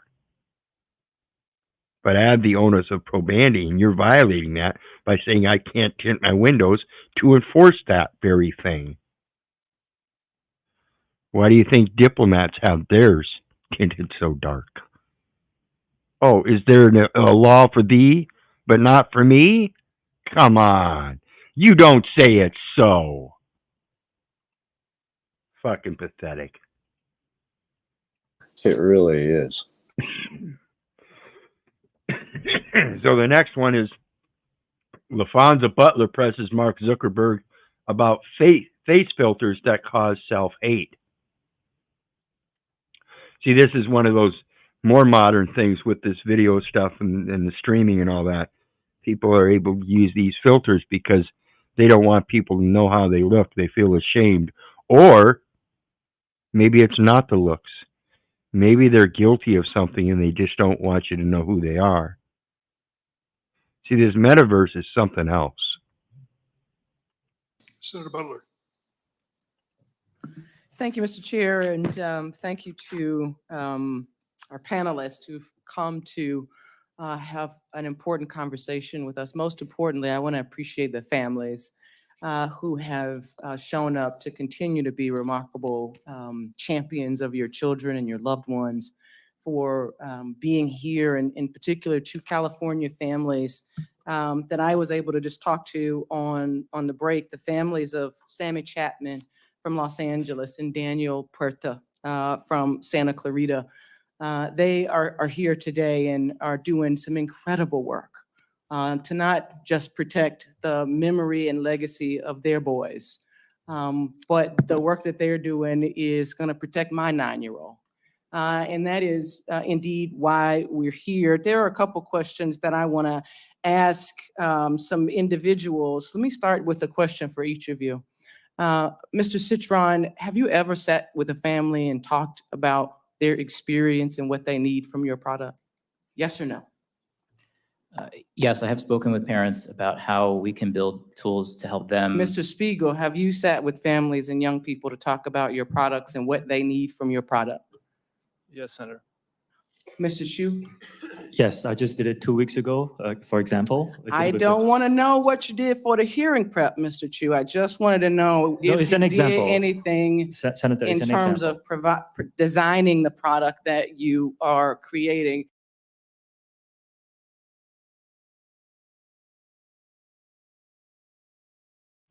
So he gave an example and not a real firsthand experience. See, these people will lie right to your face and then say some stupid shit as if though that's an excuse or a way around it. Listen to what he just said. I know what you did for the hearing prep, Mr. Chu. I just wanted to know if it's you an did example. anything Senator, in it's an terms example. of designing the product that you are creating. Mr. Zuckerberg, have you sat with parents and young people to talk about how you design product for your consumers? Yes, over the years, I've had a lot of conversations with parents. You know, that's interesting, Mr. Zuckerberg, because we talked about this last night and you gave me a very different answer. I asked you this very question. Oops. Oops. See, can't even remember the same question from the night before. Well, I told you that I didn't know what specific processes our company had. No, Mr. for Zuckerberg, answering. you said to me that you had not. I must. And saying that you didn't know what specific processes that your company had says again that you didn't. Because if you did, you would know that processes and be able to explain that processes. Have misspoke. I want to give you the room to misspeak, Mr. Zuckerberg, but I. No, you didn't misspeak because you just confirmed it by following up. Like I said, I don't know the processes our company has for communicating. Therefore, you didn't have the processes, meaning you didn't communicate with them. Because if you did, you would have had the processes and known the processes. Fucking idiotic. People think this guy's so smart. Oh my God, he's so smart. He created Facebook. No, he's got somebody's fucking hand up his ass. Don't you see? Asked you this very question. I asked all of you this question, and you told me a very different answer when we spoke, but I won't belabor it. Can I, a number of you have talked about X, Ms. Giacarino, have you talked to parents directly, young people, about designing your product? As a new leader of X, the answer is yes. I've spoken to them about the behavioral patterns because less than 1% of our users are in that age group. But yes, I have spoken to them. Thank you, ma'am. Mr. Spiegel, there are a number of parents who've. And notice how she tried to slip that in there that less than 1% of her users were in that category. I don't care what percentage of them. Shouldn't be any percentage of them. They're children. And again, that's on the parents, as well as these companies. They have that still same moral obligation. They wouldn't want it to happen to their children, for crying out loud. children have been able to access illegal drugs on your platform. What do you say to those parents? Well, Senator, we are devastated that we cannot. To the prevent- parents, what do you say to those parents, Mr. Spiegel?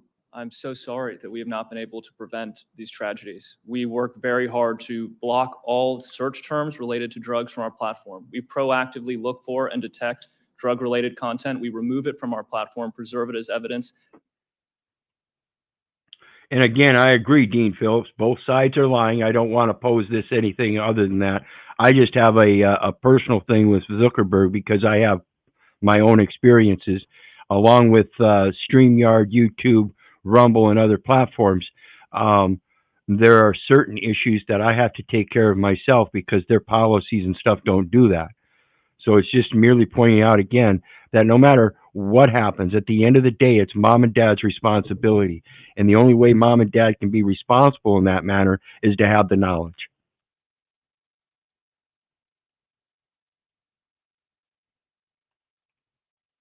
And then we refer it to law enforcement for action. We've worked together with nonprofits and with families on education campaigns because the scale of the fentanyl epidemic is extraordinary. Over 100,000 people lost their lives last year, and we believe people need to know that one pill can kill. That campaign reached was viewed more than 260 million times on Snapchat. We also Mr. launched- Spiegel, there are two fathers in this room who lost their sons. They're 16 years old. Their children were able to get those pills from Snapchat. I know that there are statistics and I know that there are good efforts. None of those efforts are keeping our kids from getting access to those drugs on your platform. And so real quick here, before we go too much further, I want to point out, folks, you know, this is one of the reasons that, let me pull it up here. I myself have my own site because one day I hope in a developmental stage that I will have my own private social platform for my own private unincorporated association that will have as many members as I can handle, that we can communicate socially as we do now with our own streaming platform that is available to the public following the international law as creators, as long as we're not causing harm, damage, and injury. And if something ever like that comes up, we have to be willing to issue forth the compensation for it accordingly. This is why it's important to live your life in equity and learn how to associate with good people that have good faith right from the start. And that one unincorporated association then has another unincorporated association that has their own little setup that operates on the same principle. It's a matter of learning how to cooperate. It's the cooperative agreements. I did a video on that here not too long ago as well. Prepaid insurance and taxes and stuff. It's already prepaid, folks. California company, all of you, I've talked. It's dependent upon your future works. Make sure they're good and profitable unto men by maintaining that they are. Be careful to maintain good works, for these things are profitable unto men. That's your sole duty right from the beginning. Anything you do, make sure it's profitable unto men. Talk with you about what it means to be a good neighbor and what California families and American families should be expecting from you. You owe them more than just a set of statistics. And I look forward to you showing up on all pieces of this legislation, all of you, showing up on all pieces of legislation to keep our children safe. Mr. Zuckerberg, I want to come back. That sounds like an invitation. To you. I talked with you about being a parent to a young child who doesn't have a phone, is not on social media at all. And one of the things that I am deeply concerned. Did you hear that? Isn't on social media at all. She's taking responsibility. I wonder if this woman's married. I'm gonna have to watch your hands. I haven't been paying attention. But this is the concept I'm talking about. Moms and dads, single or together, your responsibility, ultimate responsibility of the very gift you are granted with of being co-creators in life by creating other lives. Your sole responsibility is then to protect that life. Don't ever give that up to somebody else. That's all I'm urging. Learn other better ways. With as a parent to a young Black girl is the utilization of filters on your platform that would suggest to young girls utilizing your platform the evidence that they are not good enough as they are. I want to ask more specifically and refer to some unredacted court documents that reveal that your own researchers concluded that these face filters that mimic plastic surgery negatively impact youth mental health indeed and well-being. Why should we believe that because that you're going to do more to protect young women and young girls when it is that you give them the tools to affirm the self-hate that is spewed across your platforms? Why is it that we should believe that you are committed to doing anything more to keep our children safe? Sorry, there's a lot to unpack there. There We is give a lot. people tools to express themselves in different ways. And Mm. people use face filters and different tools to make media and photos and videos that are fun or interesting across a lot of the different products that are Plastic here. surgery pens are good tools to express creativity. Senator, I'm not speaking to that Skin lightening specifically. tools are tools Senator, to express I'm- creativity. This is I'm the not direct thing defending- that I'm asking Yeah, I'm not about. defending any specific one of those. I think that the ability to kind of filter and And actually, Dean, a lot of the people in the background here are moms and dads. They even have some children, and they're some of them are holding signs and stuff. They're coming to these meetings to help enforce these statutes and legislation. This is what the people are truly supposed to do. They're supposed to go before these congressional committees. They're supposed to go before these people. They're supposed to have a communication with Congress.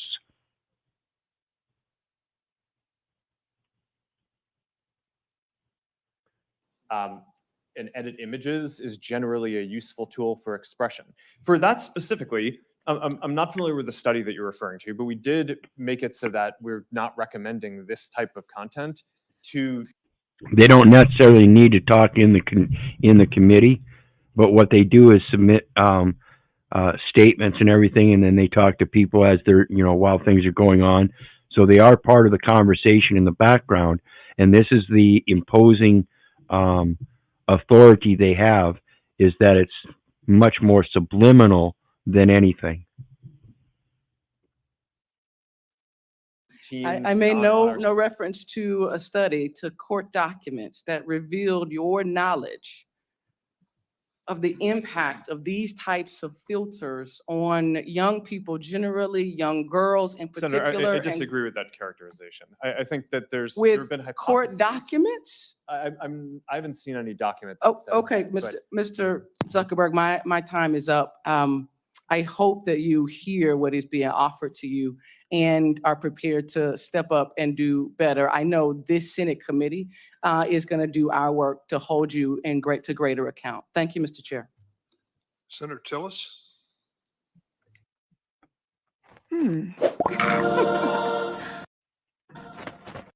Oh. Yeah.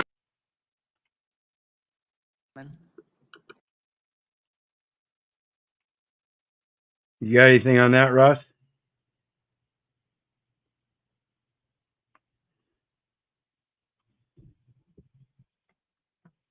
Russ?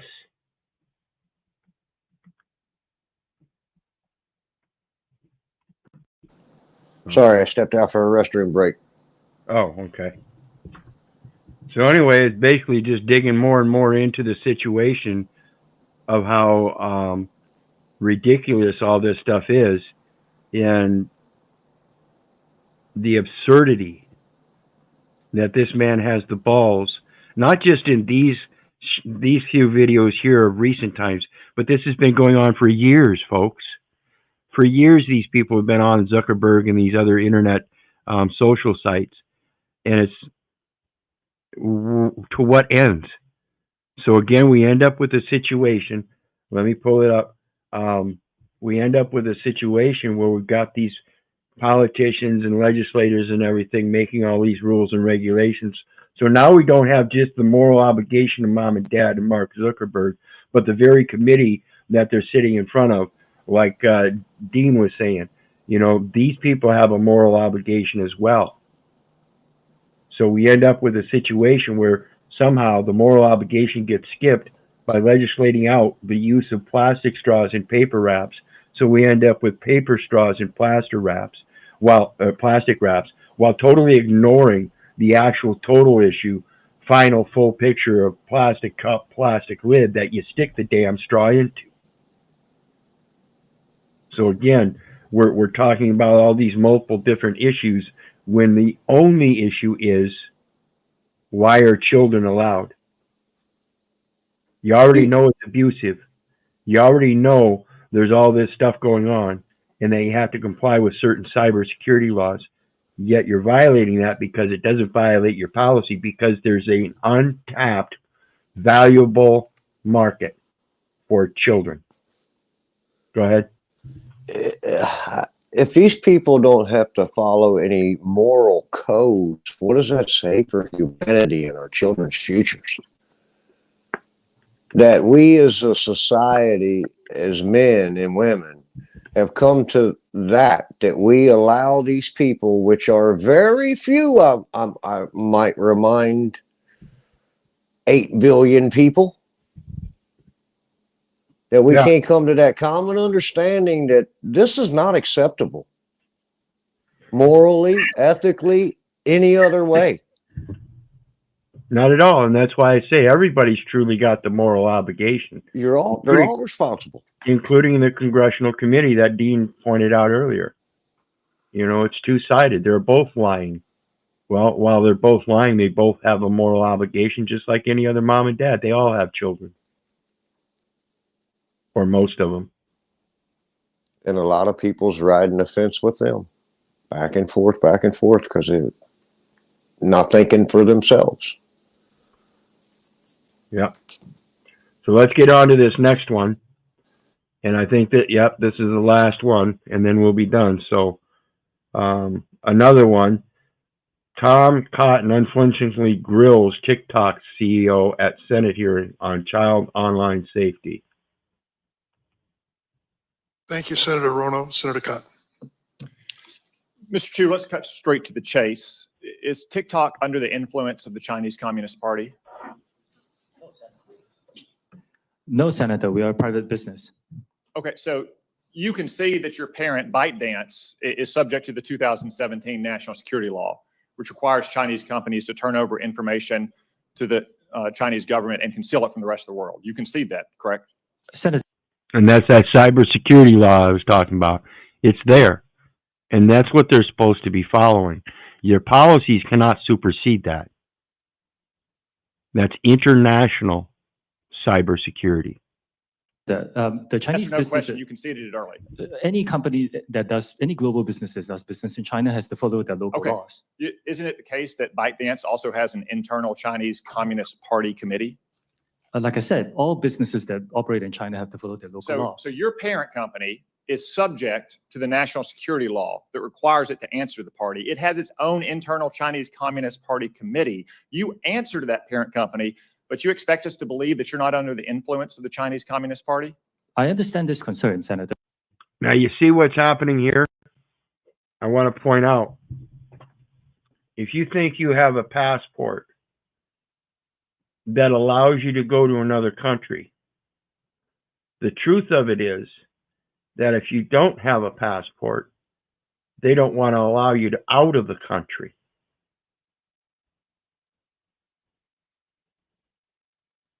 It's the same thing posed in a different way. You think this democracy is that much different than that communist regime that they're talking about over there in China?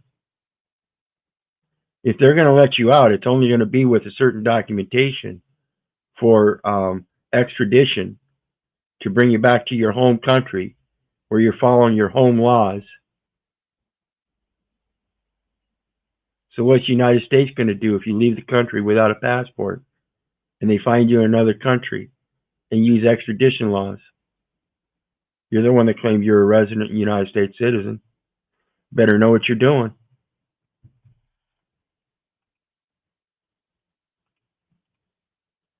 Which is why we built Okay, it was, a Project yes, it was a Texas. yes or no question. Okay. But you used to work for ByteDance, didn't you? You were the CFO for ByteDance? That is correct, Senator. In April 2021, while you were the CFO, the Chinese Communist Party's China Internet Investment Fund purchased a 1% stake in ByteDance's main Chinese subsidiary, the ByteDance Technology Company. In return for that so-called 1% golden share, the party took one of 3 board seats at that subsidiary company. That's correct, isn't it?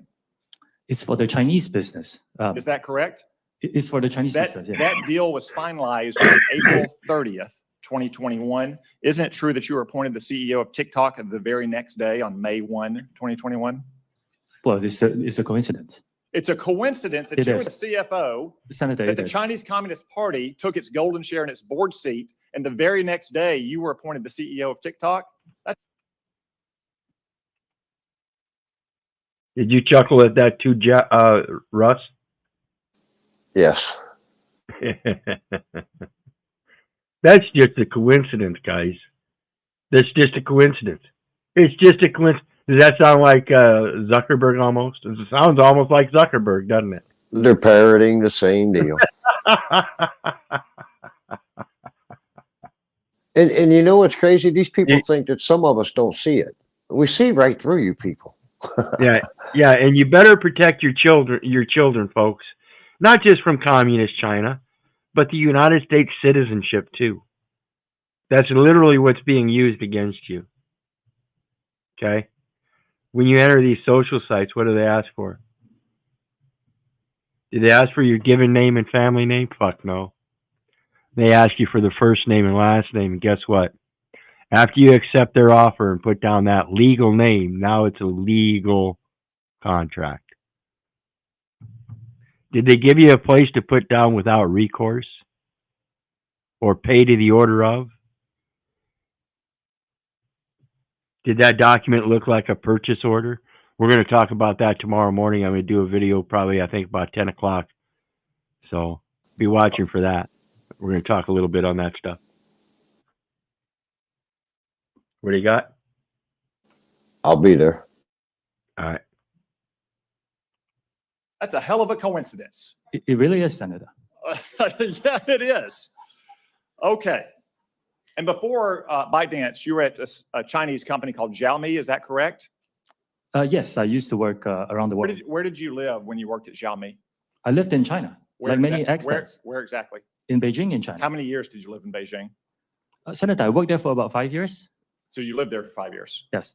Isn't it the case that Xiaomi was sanctioned by the United States government in 2021 for being a communist Chinese military company? I'm here to talk about TikTok. I think they then had a lawsuit and it was overturned.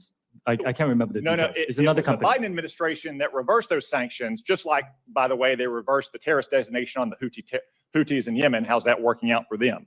But it was sanctioned as a Chinese communist military company. So you said today, as you often say, that you live in Singapore.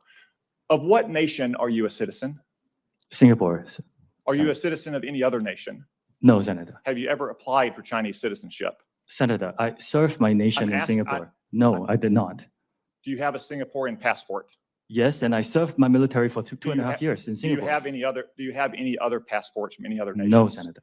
Your wife is an American citizen. Your children are American citizens. That's correct. Have you ever applied for American citizenship? No, not yet. Okay. Have you ever been a member of the Chinese Communist Party? Senator, I'm Singaporean. No. Have you ever been associated or affiliated with the Chinese Communist Party?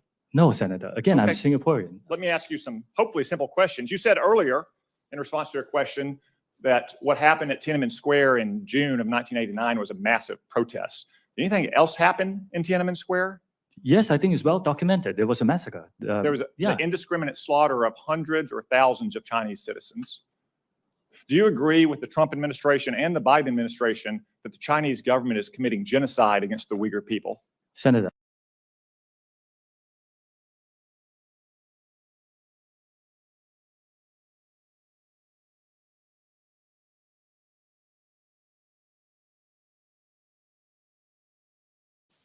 Silent. Yeah, I want to say that's what Dean Phillips was kind of pointing to there for in regards to pointing fingers at others and stuff. The real duty of the congressional committee is to put the hammer down and fulfill their obligation. The other people that need to put the hammer down, of course, as I've mentioned, is the parents. And then, of course, none of it should have to be done if the real one that needs to put the hammer down to begin with and operate in good faith would be Facebook. Everybody plays their part, and nobody's doing it. Nobody. I think none of them should be able to operate. I don't think any of them should be able to operate unless it was in the best interest of the American people as a whole. They should not be licensed in any way, shape, or form. Well, that's part of the problem. They don't comprehend that. And that's what all these different subcategories and classifications, and the right hand doesn't know what the left hand's doing and shit. It's all problematic. But the real solution comes from you. Quit giving up all those conveniences. Learn how to take them on yourself. And that creates a less dependency upon that government, and that shrinks that government. Shrinking that government makes it more true and correct. The more true and correct it gets, the more that power is realized in the people who are the true government. Then I believe we would start to become pure at some point. Well, a strong nation is a knowledgeable nation. A knowledgeable nation is the one that has the ability to know the difference between power and force. And then with the determination of power and force, you have another thing in the force itself. It's a good force or a bad force. So realizing you have a force about you and that you have a power that drives it. What is it? Is it a good force or a negative force? Positive force or negative force? Important that anyone who cares about this topic or any topic can freely express themselves on TikTok. It's a very simple question that unites both parties in our country and governments around the world. Is the Chinese government committing genocide against the Uyghur people? Senator, anyone, including, you can come into TikTok and talk about this topic. I'm asking you, or any topic you that are a matters to you. worldly, cosmopolitan, well-educated man who's expressed many opinions on many topics. Is the Chinese government committing genocide against the Uyghur people? Actually, Senator, I talk mainly about my company, and I'm here to talk about what TikTok does. Yes or no? You're here. Yeah, and this is kind of a projecting question too.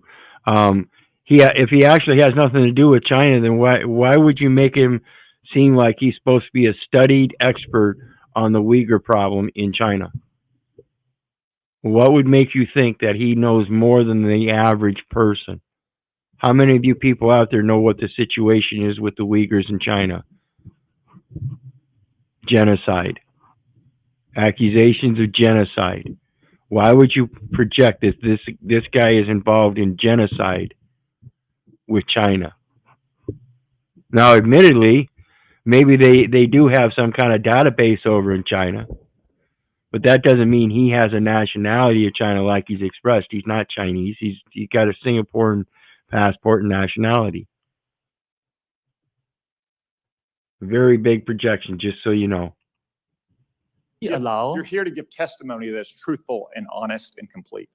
Let me ask you this. Joe Biden last year said that Xi Jinping was a dictator. Do you agree with Joe Biden? Is Xi Jinping a dictator? Senator, I'm not going to comment. What does his personal view on whether somebody's a dictator have to do with this platform if he has not he's not even associated with that dictator? There's a loss of a nexus there. You have to create the nexus first before you can keep projecting this shit. Comment on any world leaders. Why won't you answer these very simple questions? Senator, it's not appropriate Are for you me as a scared? businessman to comment on world leaders. Are you scared that you'll lose your job if you say anything negative about the Chinese Communist Party? I disagree that you will. Again, it doesn't matter what he says about the Chinese party if he's not involved with them. Just because there's some kind of supposed connection because there's a database over there doesn't mean he has a loyalty to them. However, I do agree there may be suspicion, but you can't project that suspicion as if though it's true and correct and then try to force him to answer it. Just like anybody else on American soil has a Fifth Amendment right not to incriminate himself. And if you ain't got the proof, you can't use a projection as if though it's evidence. Are you Find scared content you'll that be is critical of arrested China on our and disappear the platform. next time you go on? Are you scared that you'll be arrested and disappear the next time you go to mainland China? Senator, you will find content that's critical of China and any All right. other country freely on TikTok. Okay. Let's turn to what TikTok, a tool of the Chinese Communist Party, is doing to America's youth. And that's something you could look up. Just research TikTok, dissent about China.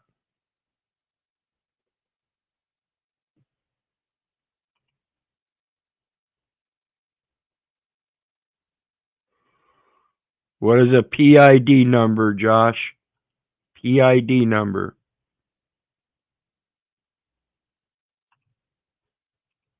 Does the name Mason Edens ring a bell? Senator, you may have to give me more specifics if you don't mind. Yeah, he was a 16-year-old Arkansan. After a breakup in 2022, he went on your platform and searched for things like inspirational quotes and positive affirmations. Instead, he was served up numerous videos glamorizing suicide until he killed himself by gun. What about the name Chase Nazca? Does that ring a bell? Would you mind giving me more details, please? He was a 16-year-old who saw more than 1,000 videos on your platform about violence and suicide until he took his own life by stepping in front of a plane or train. Are you aware that his parents, Dean and Michelle, are suing TikTok and ByteDance for pushing their son to take his own life? Yes, I'm aware of that. Okay.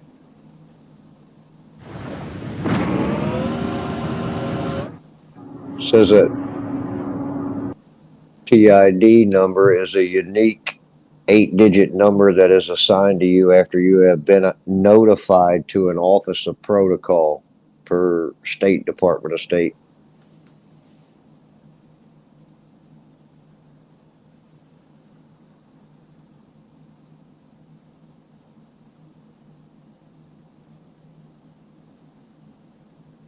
Is that the something about World Bank registered for a personal identification number, and that's it. That's PID.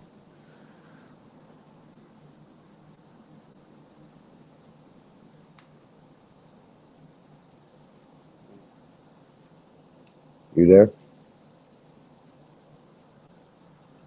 Yeah, I'm here. And what does it stand for? Well, I see something here from it's worldbank.org, and it's registered for a personal identification PID number. But up at the top there, it says a PID is a unique identification number issued by a tax assessor of the particular jurisdiction, local or state authorities, to the parcels of the property. And then an 8-digit number that is assigned to you after you have been notified to the Office of Protocol. Office of Protocol. That's interesting. See, I just did that series on the post office protocols. It's the protocols for anything that's posted. Human Resources, the World Bank, Human Resources. Register for a personal identification PID number. Summary, United States Department requirements. Right. We'll have to do some research on that after we get done. Thanks, Josh. I'll check my email.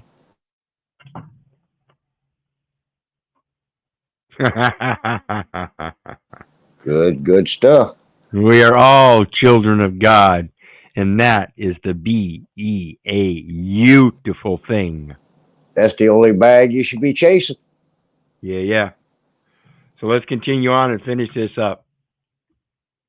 Finally, Mr. Chu, has the Federal Trade Commission sued TikTok during the Biden administration?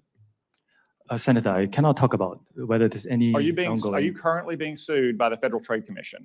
Senator, I cannot talk about any potential lawsuits. I didn't whether say they happen or potential, not. actual. Are you being sued by the Federal Trade Commission? Senator, I think I've given you my answer. I The cannot answer talk is about. no. Ms. Yacarino's company is being sued, I believe. Mr. Zuckerberg's company is being sued, I believe. Yet TikTok, the agent of the Chinese Communist Party, is not being sued by the Biden administration. Are you familiar with the name Christina Kafara? You may have to give me more details. Christina Senator. Kafara was a paid advisor to ByteDance, your communist-influenced parent company. She was then hired by the Biden FTC to advise on how to sue Mr. Zuckerberg's company. Senator, ByteDance Public is a global reports- company and public not a Chinese communist company. Public reports It's owned by global indicate- investors. Public reports indicate that your lobbyist visited the White House more than 40 times in 2022. How many times did your company's lobbyist visit the White House last year? I don't know that, Senator. Are you aware that the Biden campaign and the Democratic National Committee is on your platform? They have TikTok accounts? Senator, we encourage people to come on Which, to by create the way, organic, they won't authentic let content. they won't let their staffers use their personal phones. They give them separate phones that they only use TikTok on. Oh goodness, now it's getting juicy. Now it's getting juicy. See, if they know it's a separate phone that they only use TikTok on. Now there's a mass knowing. You guys comprehend that? I wonder who those people are. Encourage everyone to join, including yourself, Senator. So all these companies are being sued by the FTC. You're not. The FTC has a former paid advisor, your parent, talking about how they can sue Mr. Zuckerberg's company. Joe Biden's reelection campaign, the Democratic National Committee, is on your platform. Let me ask you, have you or anyone else at TikTok communicated with or coordinated with the Biden administration, the Biden campaign, or the Democratic National Committee to influence the flow of information on your platform? We work with any creators who want to use our campaign. It's all the same process that Okay, we have. so what we have here, we have a company that's a tool of the Chinese Communist Party that is poisoning the minds of America's children, in some cases driving them to suicide, and that at best the Biden administration is taking a pass on, at worst maybe in collaboration with. Thank you, Mr. Chu. Boom. Boom. Just been popping through that. It's even on there about driver's license in the District of Columbia, and you can do it all right there. Yep, and it's again, folks, it's truly your responsibility.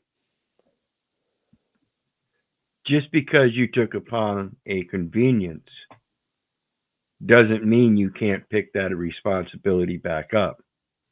Knowing that, and if you truly do want to step up to that responsibility, that's the only way to do it. You can't keep having other people do shit for you. So again, I'm going to remind you, don't believe me, don't believe your neighbor, don't believe your government, and for crying out loud, don't believe your mother. Do your research so you know.